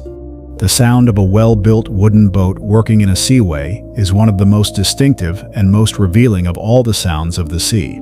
The hull flexes in the waves, and as it flexes the joints move, and as the joints move they produce sounds, soft creaking, mostly, a continuous low conversation between the structural members as they adjust to the loads placed on them.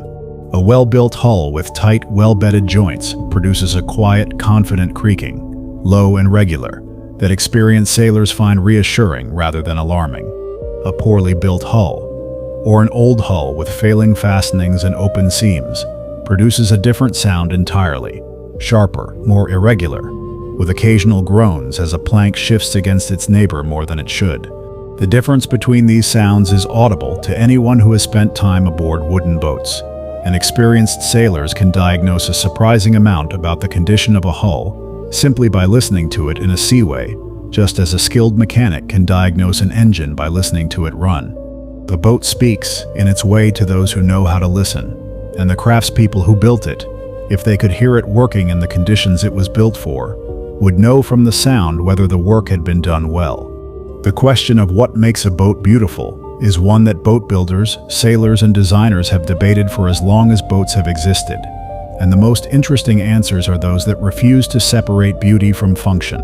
A boat that is well designed for its purpose, that moves efficiently through the water, that handles well in the conditions it was built for, that is strong where strength is needed and light where lightness matters, is almost invariably beautiful to look at. The curves that minimize resistance are the curves that please the eye. The proportions that produce a stable, handy vessel are the proportions that seem right when you stand back and look at the finished hull. This is not a coincidence. It reflects something deep about the relationship between form and function, that the forms which solve problems in the physical world are also, by some mechanism that we do not fully understand, the forms that the human eye and mind find satisfying. The naval architects and boat builders who have pursued beauty as an end in itself have generally produced faster, more seaworthy, more efficient boats than those who ignored it. And the boats that are most admired across the centuries, the Norse longship, the Arab dhow, the Polynesian proa, the American clipper ship, are admired precisely because their beauty and their function are the same thing, expressed in the same lines. The wooden boat that is built to last is built with attention to every detail that might eventually cause it to fail. The fastenings are of the right material and the right size, not too small to hold under load, not so large that they split the wood they are driven into. The caulking is driven to the right depth and compressed to the right density, enough to swell and seal, not so much as to stress the planks. The bedding compound under every deck fitting is applied generously, so that water cannot find its way through the bolt holes and into the wood beneath. The paint on the bottom is fresh and properly applied, so that the marine organisms that would otherwise colonize the hull cannot get a foothold. The rigging is inspected regularly, the standing rigging checked for broken wires and corroded swages and cracked toggles, the running rigging for chafe and UV degradation. All of this attention, sustained over years and decades, is what allows a wooden boat to last. It is not the materials that determine the life of a wooden boat. It is the care given to those materials by the people who own and use and maintain the boat. A wooden boat is not a thing that you buy and put away and take out when you want to use it. It is a relationship, a commitment, a continuing conversation between the boat and the people who keep it. And like all relationships, it rewards attention and suffers from neglect. The moment when a newly built boat first touches the water, the moment of launch, is one of the most emotionally charged moments in all of craft. The hull that has been taking shape in the yard for weeks or months or years, surrounded by the scaffolding and the sawdust and the tools and the noise and the smell of the workshop, is suddenly in its element. The supports that have held it upright are gone. The weight that was resting on blocks and cradles is now resting on water, distributed across the entire underwater surface of the hull, exactly as the designer intended, and the boat floats. This is the moment of proof, the moment when all the theory and all the calculation and all the craft knowledge that went into the design and construction of the hull is validated or found wanting. A boat that floats correctly, that sits at the waterline the designer specified, without listing to one side or sitting too deep at the bow or stern, has been built correctly. All the measurements were right. All the materials were as specified. All the fastenings were properly driven, and all the seams were properly caulked, and all the ballast was correctly placed. The boat floats, and in that floating, all the work of all the craftspeople who built her is confirmed, silently and completely, by the oldest and most final test there is. The water knows. The water has always known, and the water does not lie. Many known, the history of propulsion in boats is a history of the human desire to go faster and further with less effort. The first boats were pushed by poles or paddled by hands. The paddle became the oar, which is more efficient because it is longer and can apply force further from the hull. The oar gave way to the sail, which harnesses the wind and requires no human effort to maintain speed. The sail was complemented and eventually replaced by the steam engine, which freed ships from dependence on the wind. The steam engine was supplemented and then supplanted by the internal combustion engine, which is lighter, more reliable, and far more energy-dense than steam. And the internal combustion engine is now being supplemented by electric motors, powered by batteries or fuel cells, which are quieter, more efficient at low speeds, and produce no exhaust. Each transition has been resisted by those who understood the existing technology and were uncertain about the new, and accepted by those who were willing to learn. The boat builders who made each transition successfully were the ones who understood that the craft was not about any particular material or any particular form of power, but about the fundamental challenge of moving people and cargo across the water as safely and efficiently as possible. That challenge does not change. The means of meeting it always does. The anchor watch is one of the oldest duties in the history of seafaring. The responsibility of a member of the crew to stay awake through the night when the vessel is anchored, watching for signs that the anchor is dragging, that the weather is changing, that another vessel is approaching on a collision course. It is a lonely duty, performed in the small hours when the rest of the crew is asleep and the harbor or anchorage is quiet. The anchor watch sailor stands or sits in the cockpit, watching the lights of the shore to see if they are moving. A moving shoreline means a dragging anchor, listening to the weather, feeling the motion of the boat, noting the strength and direction of the wind. It is a task that requires no technical skill, but demands a quality of sustained, patient attention that is one of the most valuable and least celebrated virtues of the seafaring life. The person standing anchor watch at 3 in the morning, in a harbor they have never visited before, watching a shoreline they cannot name, is performing a service that has been performed by sailors in every maritime culture since the first anchor was dropped in the first bay. The details change. The watch does not. There is a quality of silence in a well-made boat that is unlike the silence of any room or building. The hull insulates against the sounds of the world outside, the traffic and the voices and the machinery of the shore, while admitting the sounds of the water and the wind, which are older and quieter and more fundamental. Below decks in a wooden boat at anchor on a calm night, you can hear the water moving against the planks, a soft, continuous sound, neither regular nor irregular, like the breathing of a sleeping creature. You can hear the occasional creak of the hull settling to a small wave. You can hear the rigging stirring in a breath of wind too light to move the boat.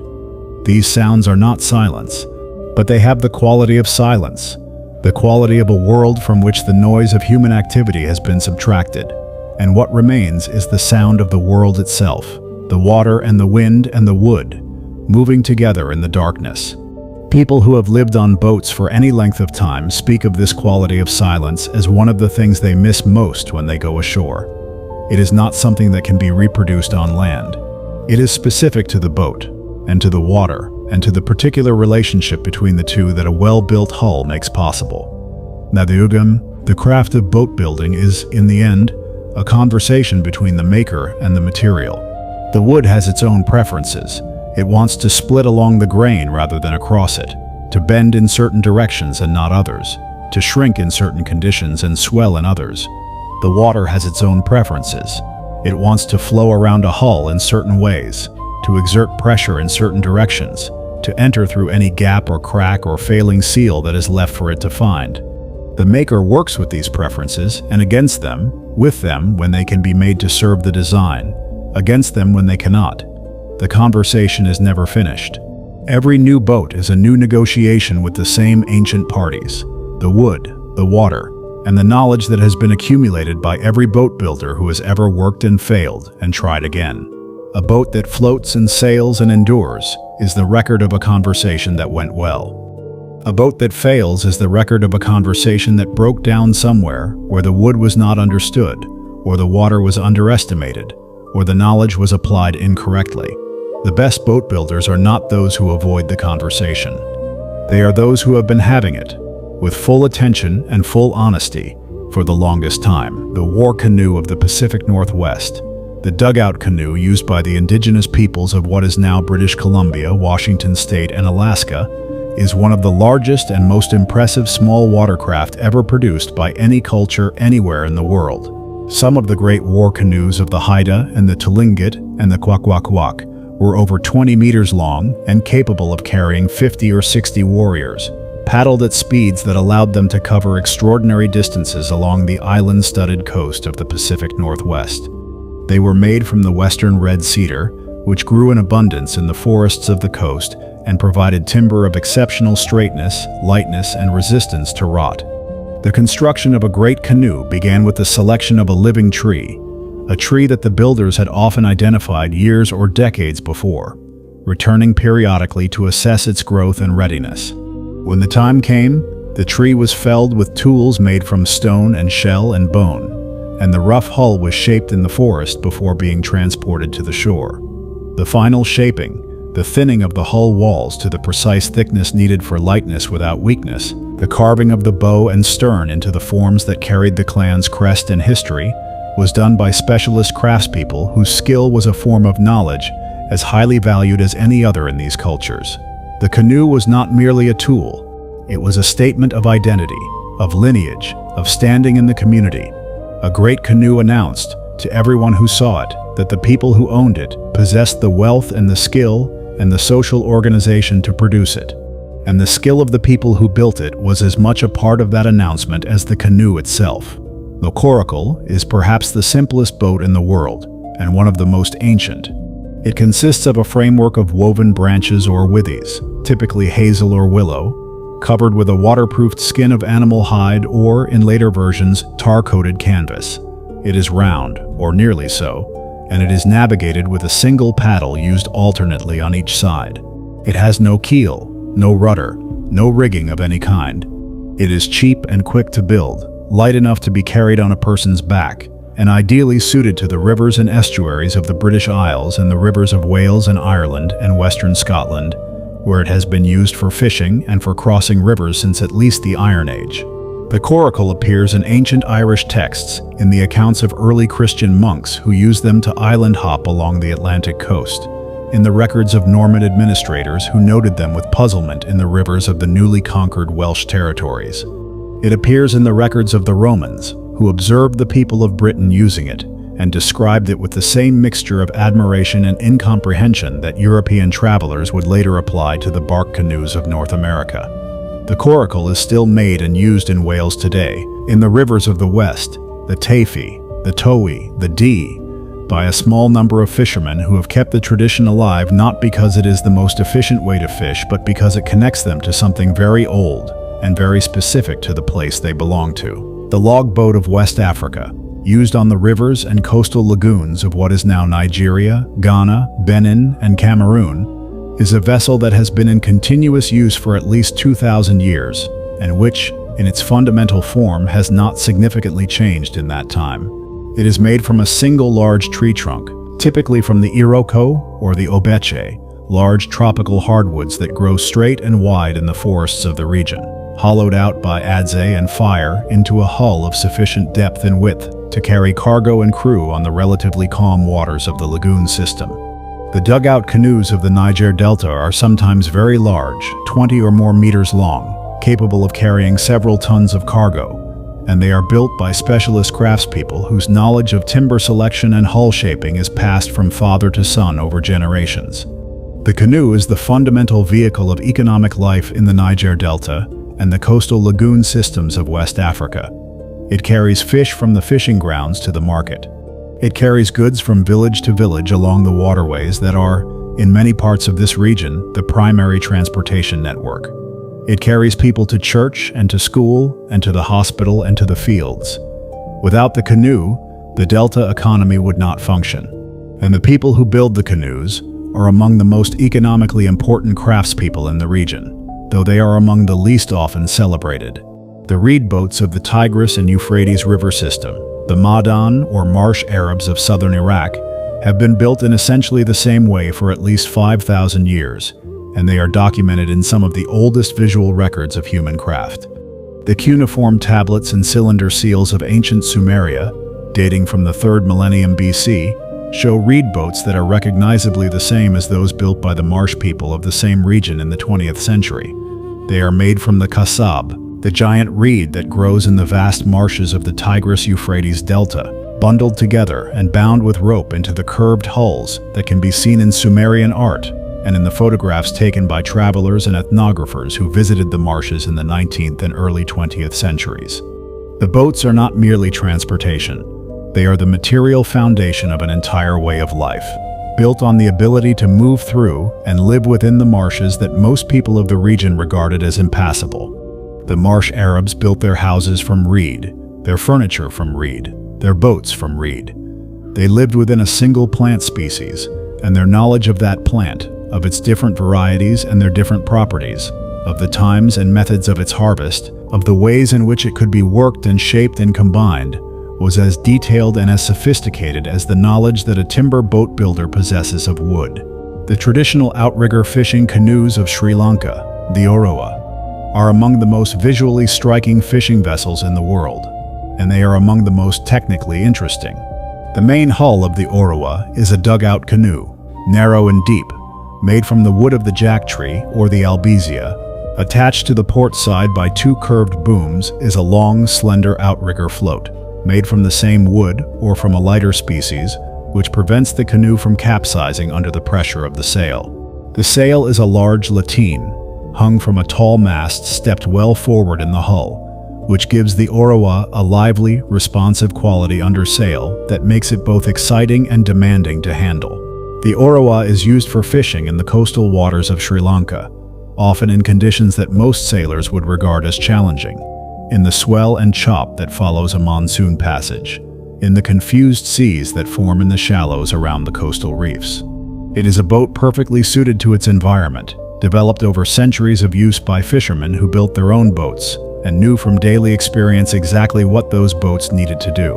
And it is a boat of considerable beauty, the long sweeping curves of the outrigger, the tall triangle of the lateen sail, the narrow hull cutting through the warm blue water that has inspired artists and photographers since Europeans first encountered it on the Indian Ocean coast. The punting culture of the English university towns, the flat-bottomed punts propelled by long poles on the rivers of Oxford and Cambridge, represents one of the most localized and most unusual boat-building traditions in the world.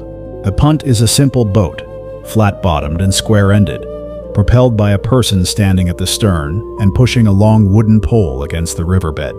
It is slow, stable, and perfectly suited to the shallow, sheltered rivers of the English Midlands, where the current is gentle and the riverbed is firm.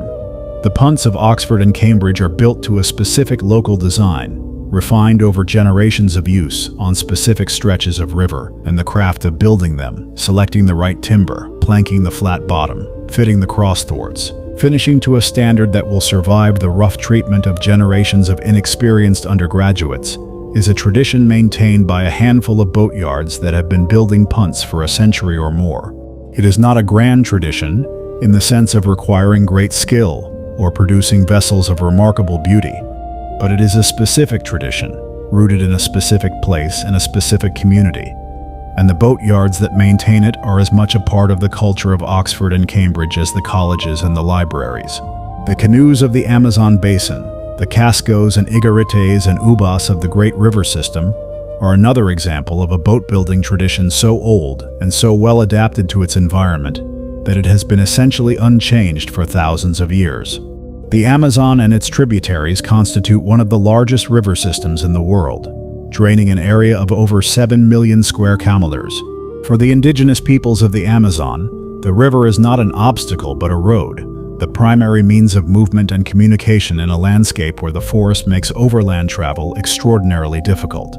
The canoes that travel this road are made from the trees of the forest, selected by builders who know which species have the qualities needed: lightness, durability, resistance to the insects and fungi that are so abundant in the tropical environment, a grain that can be worked with the tools available.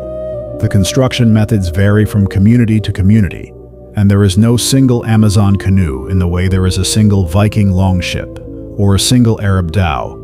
There is instead a vast variety of local solutions to the common problem of moving on water through a forested river system, each one reflecting the specific resources and specific needs of the community that developed it. The traditional boat building of the Scottish Highlands and Islands, the Yola of Shetland, the Scoth of the Outer Hebrides, the Bohan of the West Coast, is a tradition shaped by some of the most demanding maritime conditions in the world. The waters around the Scottish Islands are among the most hazardous in the Northern Hemisphere. Powerful tides, frequent storms, rocky coasts, fogs that can descend without warning, and a climate that makes any prolonged exposure to the open sea potentially dangerous. The boats developed for these conditions are characterized by a deep conservatism, by an unwillingness to change anything that works, because in these conditions, something that works but is unfamiliar is more dangerous than something that is familiar but imperfect. The Scoth of Lewis and Harris, a clinker-built open boat, typically 6 to 8 meters long, sailed with a dipping lug sail, was developed over centuries for the conditions of the Minch and the Hebridean Sea. It is not a sophisticated or innovative design. It is a profoundly practical one, shaped by the accumulated experience of generations of fishermen who went out into those waters and learned, at first hand and sometimes at fatal cost, what a boat needed to be to survive them. The science of stability in boat design is one of the most important and most misunderstood aspects of the craft. Stability is the tendency of a boat to return to the upright position after being heeled, knocked sideways, by wind or wave. A boat with high initial stability returns quickly and forcefully from small angles of heel. A boat with low initial stability feels tender and uneasy in small chop.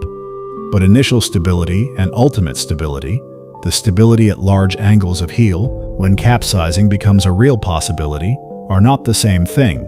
and a boat with very high initial stability may have low ultimate stability. It resists heeling strongly up to a certain angle, and then, if that angle is exceeded, it capsizes quickly and completely. The tall, narrow ships of the 17th and 18th centuries, heavily laden with cannon, were prone to exactly this failure. They sat upright in calm conditions, giving an impression of solidity and reliability, and then capsized suddenly and catastrophically in heavy weather when the roll exceeded the angle at which their stability reversed. The loss of the Vasa, a Swedish warship that capsized on her maiden voyage in 1628, 4 kilometers into her first journey, is perhaps the most famous example of this failure. The Vasa heeled in a gust shortly after leaving Stockholm harbor. Water entered through her lower gun ports, and she went to the bottom in 32 meters of water in front of a large crowd of spectators. She remained there for over 3 centuries before being raised in 1961, and she now stands in a museum in Stockholm, the most complete surviving example of a 17th century warship, preserved by the cold, brackish, low-oxygen water of the Baltic. The tools of the traditional boat builder have changed remarkably little over the centuries in their fundamental design, even as the materials from which they are made have improved. The saw, the plane, the chisel, the adze, the drawknife, the spokeshead, these are the tools of the ancient shipwright as much as the modern one. The names are the same, the operations they perform are the same. The skills required to use them well are in most respects the same. What has changed is the quality of the steel from which the blades are made, and the precision with which they can be ground and maintained. A modern high-speed steel chisel, properly sharpened, holds its edge longer and can be brought to a keener edge than any chisel available to a craftsperson working 100 years ago, let alone 1,000. This improvement in the quality of cutting tools has not changed the fundamental nature of the work. A well-fitted joint still requires the same kind of skill and attention to achieve, but it has made the work slightly easier and slightly more forgiving. The blade that holds its edge through a full working day does not need to be resharpened at noon, and the craftsperson who spends less time sharpening and more time cutting can complete more work in a day.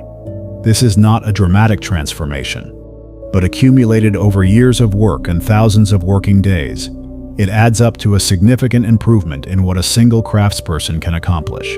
The construction of a boat by a community, the raising of a hull by the collective effort of a neighborhood or a village, is one of the oldest forms of cooperative labor in human history, and it survives today in some of the more traditional boat-building cultures of the world. In parts of the Pacific, where boats are still built by the community that will use them, the construction is accompanied by ceremony and celebration, with the entire community contributing labor according to their skill and capacity, and the finished boat belonging in some sense to all of them. In Nova Scotia and Newfoundland, the tradition of the community boat-building effort, the neighbors who came to help set the keel, to steam bend the frames, to hang the planking, persisted well into the 20th century, gradually diminishing as boats became commercially available and the craft became less universally practiced. What these traditions have in common is the understanding that a boat is not merely an individual possession, but a community asset, that the fishing boat, or the trading vessel, or the ferry that crosses the river serves the whole community, and that the community therefore has both an interest and a responsibility in its creation and maintenance. This understanding is ancient, and it is not entirely gone. The building of a boat as a meditative practice is something that a growing number of people are discovering, or rather rediscovering, in the modern world. The appeal is not difficult to understand. In a world of screens and notifications and the constant demand for immediate response, the workshop offers something rare and increasingly valuable. A place where the only thing that matters is the work in front of you, where progress is measured not in clicks or views or responses, but in the slow accumulation of wood shavings on the floor and the gradual emergence of a shape from what was previously formless. The hand plane does not send notifications. The chisel does not have an algorithm. The wood does not reward speed. It rewards attention. And the attention that the craft demands is precisely the kind of attention that the modern world most consistently fails to provide. Sustained, embodied, focused on a physical reality that is immediately and honestly responsive to everything you do. The boat builder who finishes a working day in the workshop does not always have much to show for it. A few planks fitted, a seam caulked, a fitting bedded, but they have been present, in the fullest sense, for the entire day. And that presence, the experience of being completely absorbed in work that is both demanding and satisfying, is something that many people search for and rarely find. The smell of the sea in a boatyard is different from the smell of the sea anywhere else. It is mixed with the smells of the yard itself, the tar and the paint and the linseed oil and the sawdust, in a combination that is specific to the intersection of craft and coast, of human making and natural element. The smell of salt in a rope store is different from the smell of salt on a beach. The smell of tidal mud through the open door of a workshop is different from the smell of tidal mud on a riverbank walk. These are the same molecules, more or less, but they are encountered in a context that changes their meaning. In the boatyard, the smell of the sea is a reminder of purpose, of what the boat is for, of the element it is being built to inhabit, of the journey it will eventually make, and the conditions it will eventually face. It is a smell that keeps the craft honest, that reminds the craftsperson at every moment that the object they are building is not finished when it leaves the workshop, but only when it has been tested on the water and found equal to what the water requires of it. The smell of the sea in the workshop is the smell of the final examination, still ahead. The last boat that a master boat builder makes is rarely their best work in a technical sense. The hands that were steadiest at 40 are not as steady at 70. The eye that could judge a line to a fraction of a millimeter by feel alone is not quite as sharp. The joints are still good, the knowledge does not leave, but they are perhaps slightly less perfect than the joints of 20 years before. What the last boat has, that the earlier boats did not, is everything that the builder has learned about what a boat is. Not just how to build one, but what it means to build one, what the craft is for, what it asks of the person who practices it, and what it gives back.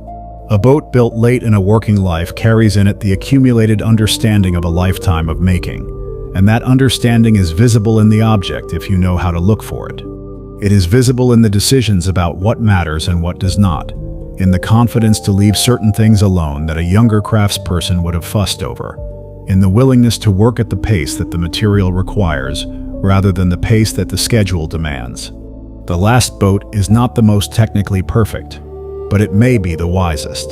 The boats that are built today by traditional methods, in the yards of Maine and Nova Scotia and Cornwall and Brittany and Norway and the Faroe Islands and the Outer Hebrides, are built by craftspeople who have made a deliberate choice.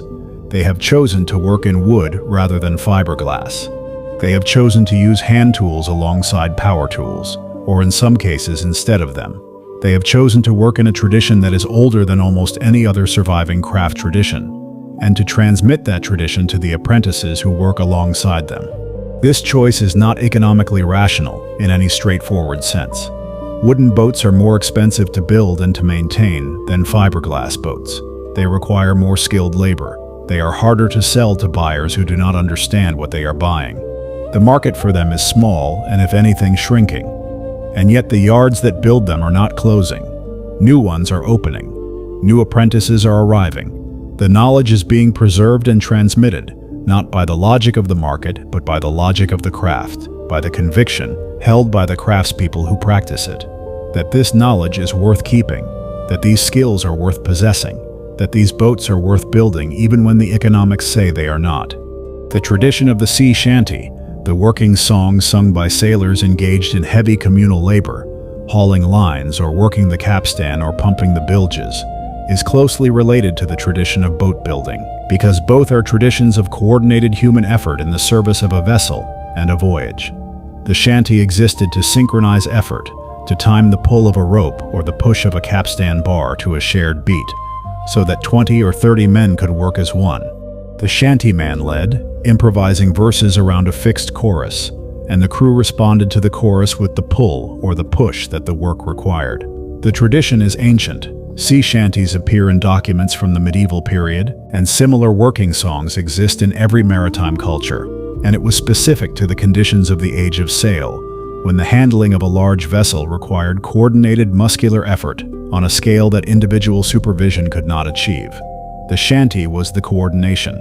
It was the beat that kept the crew together, the song that made the work manageable, the shared voice that turned a group of individuals into a crew. When steam engines took over the mechanical work of the ship, the shanty became unnecessary and gradually disappeared from working use, surviving into the modern world as a form of folk performance rather than a tool of labor. But in its original context, it was as functional as the anchor or the caulking iron, a piece of technology, social rather than mechanical, that solved a specific problem with elegant simplicity. The boat builder's knowledge is a form of wealth that does not appear on any balance sheet. It cannot be bought or sold in any straightforward transaction. It can only be transmitted from one person to another through the slow process of working together over years, the apprentice watching the master, asking questions, making mistakes, being corrected, gradually developing the understanding that turns observation into competence and competence into craft. This transmission is fragile in ways that the transmission of other forms of knowledge is not. A book can survive a generation without being read and still be legible when someone picks it up again. A skill that is not practiced for a generation is lost. The craftsperson who retires without an apprentice takes their knowledge with them. The yard that closes without training a successor loses not just the equipment and the space, but the embodied understanding that occupied the space and used the equipment. Preserving traditional craft knowledge requires continuous practice, not merely documentation. The videos and the books and the museum exhibits are valuable. They record what the craft looked like, and they can inspire the revival of interest that brings new practitioners into being. But they cannot replace the years of working alongside someone who knows, of feeling the difference between a cut that is right and a cut that is almost right, of developing in the hands and eyes and body the understanding that the mind alone cannot produce. The last act of building a boat is the launch, the moment when the hull that has been growing in the workshop or the yard for weeks or months or years finally enters the water for the first time. It is a moment of completion and of beginning simultaneously. The boat is complete as a made object. All the work of all the craftspeople who contributed to it has been done. The joints fitted, and the caulking set, and the paint dried, and the rigging run. But it is just beginning as a boat, just beginning the life for which it was made. The career on the water that will accumulate the scratches and the stains and the worn patches and the repaired seams that are the record of a boat's use, and that turn an object into a history. The launch is the moment when the made thing becomes the living thing, when the craftsperson's work is complete and the sea's work begins, when the boat takes her name and her element and her future, and the people who built her stand on the shore and watch her go. The water is always the same and always different, the same ancient element that carried the first log with the first person clinging to it 10,000 years ago, carries the newly launched boat today. The same physics, the same chemistry, the same indifferent power. And yet every launch is different because every boat is different and every moment is different. And the person who watches the boat take to the water for the first time sees something that has never been seen before and will never be seen again in quite that way. That is what craft offers, the unrepeatable particular, the object that is both the expression of a tradition and a thing that has never previously existed. The Pesce canoe and the America's Cup yacht are both boats, in the same sense that a pebble and a cathedral are both stone. They are on opposite ends of a spectrum so long that the two ends seem to have nothing in common, and yet the impulse that made them is the same impulse, the desire to cross the water, the knowledge that makes it possible, and the hands that turn the knowledge into a hull. The craft of boat building is not finished. It has not produced its last boat. In yards and workshops and back gardens across the world, on every continent and on most of the islands that the sea surrounds, there are people building boats today. Some are building for commerce, producing the production vessels and the fishing craft that the working world requires. Some are building for competition, pushing the limits of what is possible in the pursuit of speed. Some are building for pleasure, for the satisfaction of the work itself and the joy of the finished object.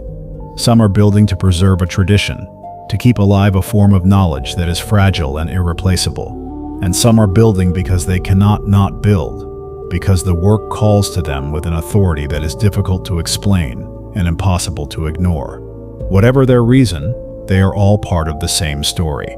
The story that began with a person standing at the edge of a river, looking at the far bank, and deciding that the water was not going to stop them. That story is 10,000 years old, and it is not over yet, and so we come, at last, to the end of our journey through the world of boat building. We have been to the peat bog of the Netherlands and the sealed tomb at the base of the Great Pyramid. We have sailed with the Phoenicians and the Polynesians and the Norse, and with the solo circumnavigators of the modern era. We have watched the great iron shipyards of the industrial age rise and fall, and seen the wooden boat tradition survive the fiberglass revolution by the skin of its teeth. We have visited the coracle makers of Wales and the canoe builders of the Pacific Northwest, the gondola makers of Venice and the dory fishermen of the Grand Banks. We have smelled the tar and the sawdust and the salt, and heard the caulking mallet and the riveting hammer and the quiet creak of a working hull in a seaway. We have learned, I hope, something about what boat building is. Not just a craft, not just a technology, not just a means of crossing the water, but a conversation between humanity and the sea that has been going on for longer than almost any other conversation we have. A conversation that has produced some of the most beautiful and most functional objects ever made. A conversation that has changed the world repeatedly and profoundly by making possible the voyages that connected its separated parts. And a conversation that is still going on in the yards and workshops of today, between craftspeople and their materials, between the builder and the boat, between the boat and the water that receives it. Now let your body settle completely into rest. Let the images of the workshop and the harbor and the open sea grow soft and distant. Let the smell of sawdust and salt become something remembered rather than present. The journey is complete. The boat is built. The water is waiting. Sleep well, and good night. The sea shanties that sailors sang while hauling on ropes or working the capstan were not merely entertainment. They were a technology of coordination, as functional as the capstan itself. The shantyman who led the singing was a specialist, valued as much for his repertoire and his ability to improvise new verses on the spot as for his seamanship. The best shantymen were famous across the fleets of the 19th century, their names known in every port from Liverpool to New York to Cape Town. When a ship signed on a good shantyman, the whole crew worked better, the pulls came together, the capstan bars moved in unison. The work that would have been exhausting and inefficient became almost pleasurable. The rhythm of the shanty imposed order on the chaos of communal effort, turning 30 individuals into one coordinated force. This is not a small thing. The ability to coordinate collective effort is one of the most fundamental requirements of any large enterprise, and the shanty solved that problem for the age of sail with an elegance that no subsequent technology has quite matched. The modern construction site has the foreman and the radio. The Victorian shipyard had the noise of the hammers and the hierarchy of the gang. The sailing ship had the shantyman and his song. Each solution is specific to its conditions, and the shantyman's solution, in its conditions, was perhaps the most beautiful. The transmission of craft knowledge from one generation to the next is never a simple transfer of information. It is a transformation, not the copy of one mind into another, but the gradual development, in the apprentice's body and mind, of capacities that the master possesses but cannot fully describe. The master can show the apprentice how to hold a plane, and how to set its blade, and how to push it along a plank. They can explain the theory of why the blade must be at a certain angle, why the shaving must be of a certain thickness, why the stroke must begin at one end and finish at the other without pausing in the middle. But they cannot transfer the knowledge of how it feels when the plane is cutting correctly, the specific resistance of the wood against the blade, the slight vibration that indicates the blade is at the right angle, the sound the shaving makes when it emerges cleanly rather than tearing. This knowledge lives in the body, and the body acquires it only through repetition, through making the stroke hundreds and thousands of times, adjusting fractionally each time on the basis of what was learned from the time before, until the understanding is incorporated into the muscles and the nerves, and can be deployed without conscious thought. This is why craft apprenticeships take years rather than weeks. The information can be conveyed quickly, the knowledge takes longer. And without the knowledge, the information is useless. The history of boat building is also, necessarily, a history of the forests that supplied it. Every great maritime civilization has had a relationship with its forests that was both symbiotic and destructive. Symbiotic because the forest provided the timber without which the civilization could not have built its ships, and destructive because the demands of shipbuilding were, over the long term, more than any forest could sustainably supply. The forests of Lebanon gave their cedars to the Phoenicians and the Egyptians and the Romans, and were essentially gone by the time of the fall of the Roman Empire. The oak forests of England were managed for shipbuilding for centuries, and even so were nearly exhausted by the demands of the Napoleonic era, when Britain was building warships at a rate that the forests struggled to match. The great pine forests of the Baltic, which supplied the masts and spars of European navies from the 16th century to the 19th, were substantially reduced by the same demands. The mahogany forests of the Caribbean and Central America, which supplied the furniture makers and boat builders of the 18th and 19th centuries with the most prized timber in the world, were logged out in the course of a century and a half. In every case, the craft that consumed the forest was ultimately sustainable only if the forest was managed with a time scale and a discipline that most human institutions found difficult to maintain. The craft of boat building is inseparable from this history of ecological cost. To understand what was built is to understand what was consumed in the building of it. The waterways of the world have always been the arteries of commerce, the routes along which goods moved from the places where they were produced to the places where they were needed.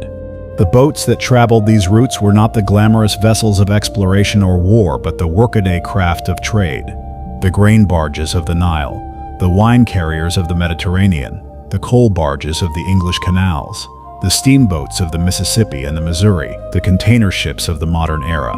These boats were built not for speed or for beauty, but for capacity and reliability, for the ability to carry the maximum possible cargo over the longest possible distance at the minimum possible cost.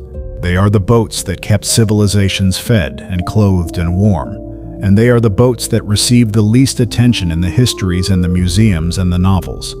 But they are, in a sense, the most important boats of all, more important than the warships that fought for control of the sea lanes, because without the cargo vessels that used those lanes, the fighting would have been pointless.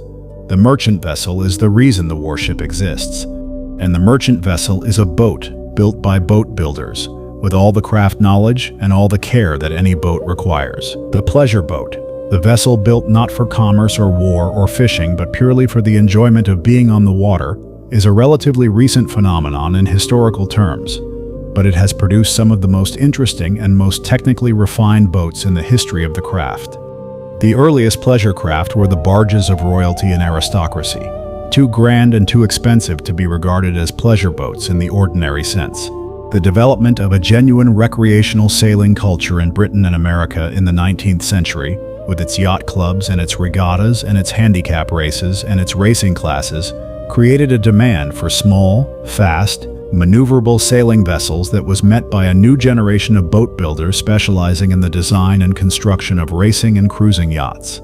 The craft knowledge that these builders developed, the understanding of hull form and ballast and sail area and rig configuration that goes into a fast, seaworthy small yacht, is as sophisticated as any other area of boat building knowledge, and it has been refined continuously over 150 years of racing and cruising and experiment.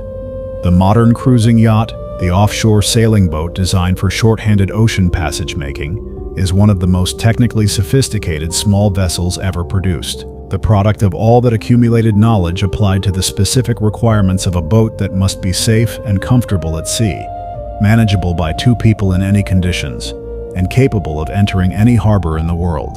The island boats of the South Pacific, the Waka Aurua of the Maori, the Waka Moana of the Cook Islanders, the Paopo of the Society Islanders, are experiencing a remarkable revival in the early 21st century. For much of the 20th century, these traditional craft were in decline, replaced by motor-powered aluminium dinghies and fiberglass launches that were faster and easier to maintain. The knowledge of how to build them was concentrated in a small number of elders, and the danger of its loss was real. What changed was partly the environmental consciousness of the late 20th century, the growing awareness of what had been lost and what remained to be lost, and partly the revival of interest in traditional navigation, following the successful crossing of the Pacific by the Hawaiian canoe Hokulea in 1976, navigating by traditional methods without instruments. The Hokulea's voyage demonstrated that the traditional knowledge of Pacific navigation was not merely historical but alive, and that the boats in which it had been practiced were not merely exhibits but vessels capable of doing what they were built to do. This demonstration inspired a generation of Pacific Islanders to learn the old crafts, and the revival of traditional boat building and traditional navigation that followed has been one of the more extraordinary cultural movements of the last 50 years. The oyster boats of the Chesapeake Bay, the skipjacks, the bugeyes, the log canoes, are among the most distinctive and most localized sailing craft in the history of American boat building. They were developed in the second half of the 19th century specifically for the oyster fishery of the Chesapeake, which was regulated by laws that required the use of wind-powered vessels rather than motor-powered ones, on the grounds that motor vessels could dredge the oyster beds too efficiently. This regulatory constraint produced a fascinating flowering of local boat-building ingenuity, as the watermen and builders of the Chesapeake competed to produce sailing vessels that could work the oyster beds as effectively as possible within the rules. The skipjack, a flat-bottomed, V-bowed, cat-catch-rigged working sailboat, cheap to build and easy to maintain, became the dominant type, and it remains in use today, in a small working fleet that is the last commercial sailing fleet in the United States. The skipjacks that survive are maintained by their owners with a devotion that goes beyond economics. The cost of maintaining a working wooden sailboat far exceeds the value of the oysters it can catch, and they are regarded as cultural monuments as much as working vessels, the last representatives of a way of life that was shaped by specific laws and specific conditions and produced specific boats that exist nowhere else in the world. The boat builder who works in wood is working with a material that has its own memory. A plank of oak that was steam bent around a form 20 years ago still holds the curve that was imposed on it. A piece of timber that grew on the south side of a hill, with more sunshine and faster growth, has wider rings than a piece from the north side, and will move differently as its moisture content changes. A board that was cut from the outside of the log, near the bark, will cup differently from one cut from the heart. All of this memory is in the wood, readable to anyone who knows how to look, and it shapes what the wood will do in the finished boat. The boat builder who understands this memory works with it rather than against it, using the wood's tendencies rather than fighting them, placing each piece in the position where its natural inclinations serve the structure, rather than stress it. This is not merely technical knowledge, it is a form of respect, a recognition that the wood is not simply a material to be forced into the required shape, but a substance with its own history and its own preferences, which must be understood and accommodated if the finished object is to be what it needs to be. The relationship between a sailor and their boat deepens over years of use in a way that is difficult to describe to anyone who has not experienced it. The sailor learns the boat's particular habits and tendencies, the way it sits slightly heavy at the bow when the water tank is full, the way it hobby horses in short-head seas, the way it picks up speed in a puff and then requires a moment to settle before it accelerates cleanly. They learn which sails it prefers in which conditions, and which combinations of sail and helm it finds difficult. They learn the sounds it makes in different conditions, the specific creak of a shroud that is not quite at the right tension, the sound the hull makes when it is moving well through the water, and the sound it makes when something is slightly wrong. This accumulated knowledge makes the sailor safer and more effective, because it means that the boat's behavior in unfamiliar conditions can be predicted with some accuracy from the behavior that has been observed in familiar ones. And it produces, over time, something that is not quite affection in the sense that is felt for a person, but is not quite unlike it either. A regard for the boat as an individual, with its own character and its own history, that goes beyond the purely instrumental relationship of a person with a tool. The great clipper ships of the mid-19th century, the Thermopylae, the Cutty Sark, the Lightning, the James Baines, were the fastest sailing ships ever built, and they represented the absolute pinnacle of the wooden shipwright's art in the era before iron and steel made their skills obsolete. They were built for speed, and speed alone, the speed needed to carry tea from China or wool from Australia to Britain before the competition, in a trade where the first ship home with the new season's cargo commanded the highest prices. Their hulls were long and narrow and sharply lined, with fine bows that cut through the water rather than pushing it aside, and flat runs aft that allowed the water to flow cleanly away from the stern. They carried enormous spreads of canvas on 3 masts, driven by the trade winds across the broadest oceans in the world. The Thermopylae covered 343 miles in a single day on her maiden voyage, a speed that has rarely been matched by a sailing vessel of any size before or since. The Cutty Sark, built in 1869, survives today in a dry dock at Greenwich, London, where she is open to visitors. She is the only surviving example of a clipper ship, and she is one of the most beautiful objects ever built by human hands. Her hull lines, the sheer of her deck, the proportions of her rig are as close to perfect as anything in the history of naval architecture. The night before a long voyage has a particular quality that experienced sailors recognize, and that is difficult to convey to anyone who has not felt it. The boat is provisioned and ready. The weather forecast has been studied. The charts have been spread and the course plotted and the waypoints entered into the instruments. Everything that can be done has been done, and now there is nothing left to do but wait for the morning, and the tide, and the wind. In this waiting, the sailor and the boat are in a relationship of complete dependence and complete trust. The sailor trusts the boat to carry them safely across the water. The boat, if a boat can be said to trust, trusts the sailor to use it wisely and to maintain it carefully and to bring it home. It is a relationship that will be tested on the voyage, repeatedly, by conditions that can only be guessed at from the safety of the harbor. But in the night before departure, none of that testing has yet begun. The boat sits at her mooring, the water moving softly under her keel, the rigging stirring in the night breeze. The voyage is still ahead, the sea is still unknown, and everything is still possible. The tradition of sea stories, of the literature that grows up around the sea and the boats that sail on it, is one of the richest in the history of human storytelling.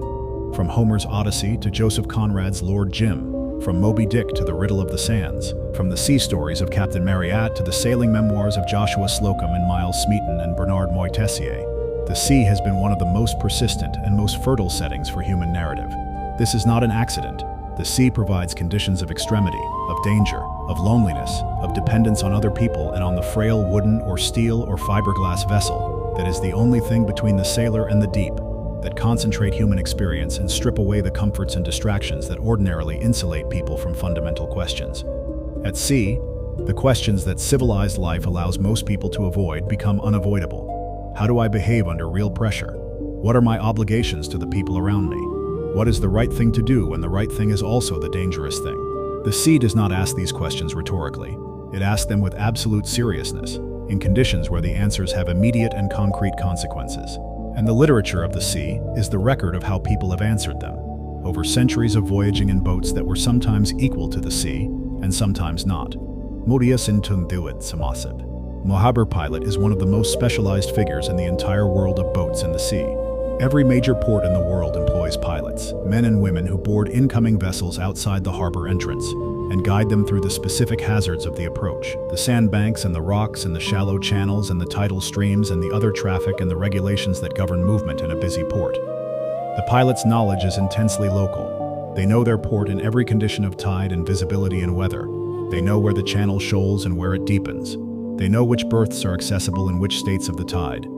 They know the characteristics of every kind of vessel they are likely to board, the handling characteristics of a fully laden bulk carrier in a crosswind, the way a large container ship answers her helm at slow speed, the amount of water a VLCC needs beneath her keel to maneuver safely.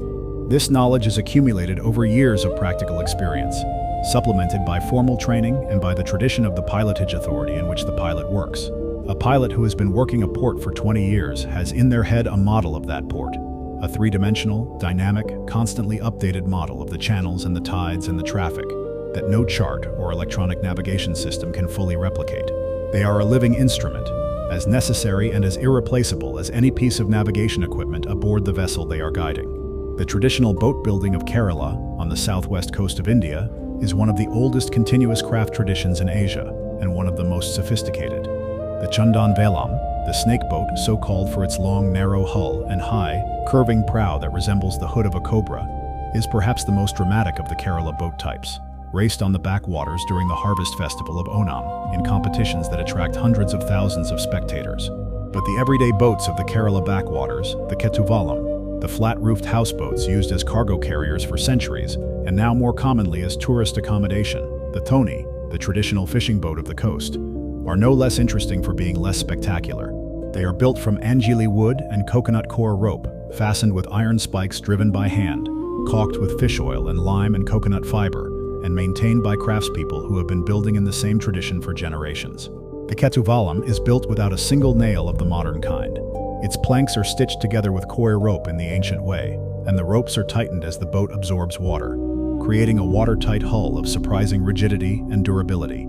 It is a boat that belongs entirely to its place, to the palm-fringed backwaters of Kerala, to the particular quality of light on those waters in the early morning, to the sounds of the birds and the boats that have inhabited this landscape for millennia. The boat that is built from salvaged timber carries within it a kind of accumulated history that is unavailable to a boat built from new wood. The timber salvaged from a demolished building may have been in that building for 100 years. Before that, it may have been in a previous building, or a piece of furniture, or a fence, or a ship. Each of these previous existences has left its mark on the timber, the nail holes and the mortises and the paint and the stain and the weathering that together constitute a record of use. The boat builder who chooses to work with salvaged timber is choosing to incorporate that record into their work, to build a boat that is literally made of history. There is a practical dimension to this choice. Old-growth timber, salvaged from buildings or ships, is often of a quality that new timber cannot match, because the trees that produced it grew slowly in forests that no longer exist, producing wood of exceptional density and fine grain. But there is also an aesthetic dimension, a commitment to the idea that a material with a history is more interesting than a material without one, and that the history is not a defect to be hidden, but a quality to be respected and preserved. The boat made from salvaged timber is a palimpsest, a text written over older texts, each one still partially visible beneath the new. The boats of the Scottish island communities were maintained not by individual owners but by the community as a whole, in a tradition of collective responsibility that reflected the collective nature of the fishing enterprise. The nets that a fishing boat carried might be owned by several families. The boat itself might be owned by a syndicate of fishermen. The catch was divided according to a system of shares that rewarded both labor and capital investment, in proportions that had been worked out over generations. And when the boat needed maintenance, when the seams needed recaulking, or a plank needed replacing, or the keel needed attention, the work was done by whoever in the community had the necessary skill, compensated not in cash but in a complex system of mutual obligation and reciprocal service that was the social glue of the island economy. This tradition of collective maintenance meant that no boat owner was entirely alone in the responsibility of keeping their vessel seaworthy. It meant that knowledge was shared, that the man who knew how to caulk a seam showed his neighbor how to do it, and the woman who knew how to treat rot in a plank passed the knowledge to her daughter. And it meant that the boats were maintained to a standard that individual owners, working alone with limited resources, might not have been able to sustain. The community that maintains its boats together maintains itself together. The boat is the vessel of more than just the crew. The science of boat design has been transformed in the last 50 years by the development of computational fluid dynamics, the ability to simulate in a computer the flow of water around a hull shape, and to calculate with great precision the resistance that the hull will encounter at any given speed. Before CFD, hull design was an empirical art. The naval architect drew a hull shape that seemed likely to be fast or seaworthy, built a scale model, tested it in a towing tank, measured the results, modified the design, and tested again. The process was slow, expensive, and limited by the number of alternatives that could be tested. CFD allows thousands of hull variants to be evaluated in the time it would take to test a single model in a towing tank, and to a level of detail that tank testing cannot match. The hulls of modern racing yachts and high-speed ferries and container ships are the product of computational optimization to a degree that was unimaginable 20 years ago. And yet the results of this optimization are not always as different from the empirically derived forms of the traditional era as might be expected. The clipper ship hull, developed by trial and error in the mid-19th century, turns out to be close to the computationally optimal form for a displacement sailing hull at the speeds it was designed to achieve. The intuition of the old boat builders, refined over generations of observation, was capturing something real about the physics of water flow, something that the computers are now confirming in detail, long after the fact. The boats of the great rivers of India, the Ganges and the Brahmaputra and the Indus and the Krishna, represent a diversity of craft types that reflects the extraordinary diversity of the cultures and environments along their banks. The patella of the upper Ganges, a flat-bottomed wooden cargo boat propelled by poles or oars, is entirely different in form from the Nuka of Bengal, a slim, high-sided riverboat with a tall lateen sail suited to the strong monsoon winds of the Delta region. The Balam of the lower Ganges Delta, a broad, shallow craft used for fishing in the tidal estuaries, is as different from the patella as the gondola is from the Norse longship. Each of these types reflects the specific conditions of the specific stretch of river or estuary for which it was designed, and each has been refined over generations by builders who lived on or near the water and understood its character from daily experience. The rivers of India have been highways of commerce and communication since the beginnings of Indian civilization, and the boats that have traveled them are among the oldest continuous craft traditions in the world. They are also among the most threatened. The motorized fiberglass boat is replacing traditional craft on Indian rivers as surely as it is elsewhere, and the knowledge of how to build the traditional types is concentrated in an aging population of craftspeople whose successors are not always following them into the craft. The quality of attention that boat building requires is different from the quality of attention that most modern work demands. It is sustained where most modern work is fragmented. It is embodied where most modern work is screen-mediated. It is irreversible, where most modern work is endlessly revisable. When a boat builder cuts a piece of timber, the cut cannot be undone. The wood is shorter than it was, and if the cut was in the wrong place, the piece must be set aside and a new piece begun. This irreversibility creates a particular quality of focus, a concentration on getting it right the first time, because there is no second chance with this particular piece of wood. It also creates a particular quality of satisfaction when the cut is right, a satisfaction that comes from knowing that the judgment was correct and the execution was accurate, and that the piece of wood is now exactly what the boat needs it to be. This satisfaction is not available in work that can be endlessly corrected and revised and sent back for another iteration. It is specific to work where the material is real and the consequences of mistakes are real, and the skill required to avoid them is genuine. The boat builder who makes the right cut with a sharp tool in a steady hand, at the right angle and in the right place, knows immediately that it is right, in the way that only people who work with real materials can know. The rightness is in the wood, and the wood does not lie.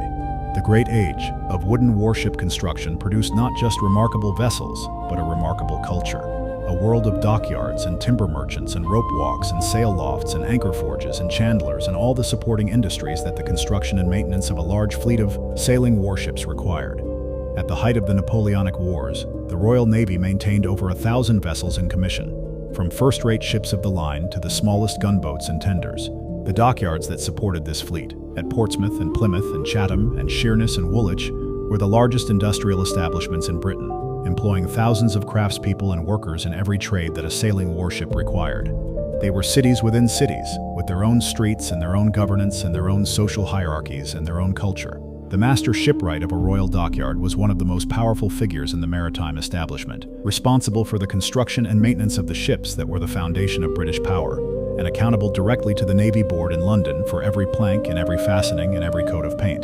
The culture of these yards, the pride in the work, the solidarity of the craft guilds, the complex relationships between the different trades, was one of the defining cultures of Georgian England, and it produced some of the finest craftspeople who ever worked in wood. The boat that survives its builder is a common enough occurrence in the history of boat building, and it raises questions about the relationship between maker and made object that have no simple answers. When the craftsperson who built a boat has been dead for 50 years, and the boat is still sailing, whose boat is it? It belongs, in a legal sense, to whoever owns it, but it was shaped by the hands and the knowledge and the aesthetic sensibility of the person who built it, and those influences remain present in every curve of the hull and every joint of the framing. The boat carries its builder within it, in the sense that every decision the builder made, every choice of timber, every line of the hull, every fitting and fastening, is permanently incorporated into the object. To sail in an old wooden boat is to sail in a space shaped by someone who is no longer alive, whose decisions are present in every surface you touch and every sound you hear. This is not a mystical claim.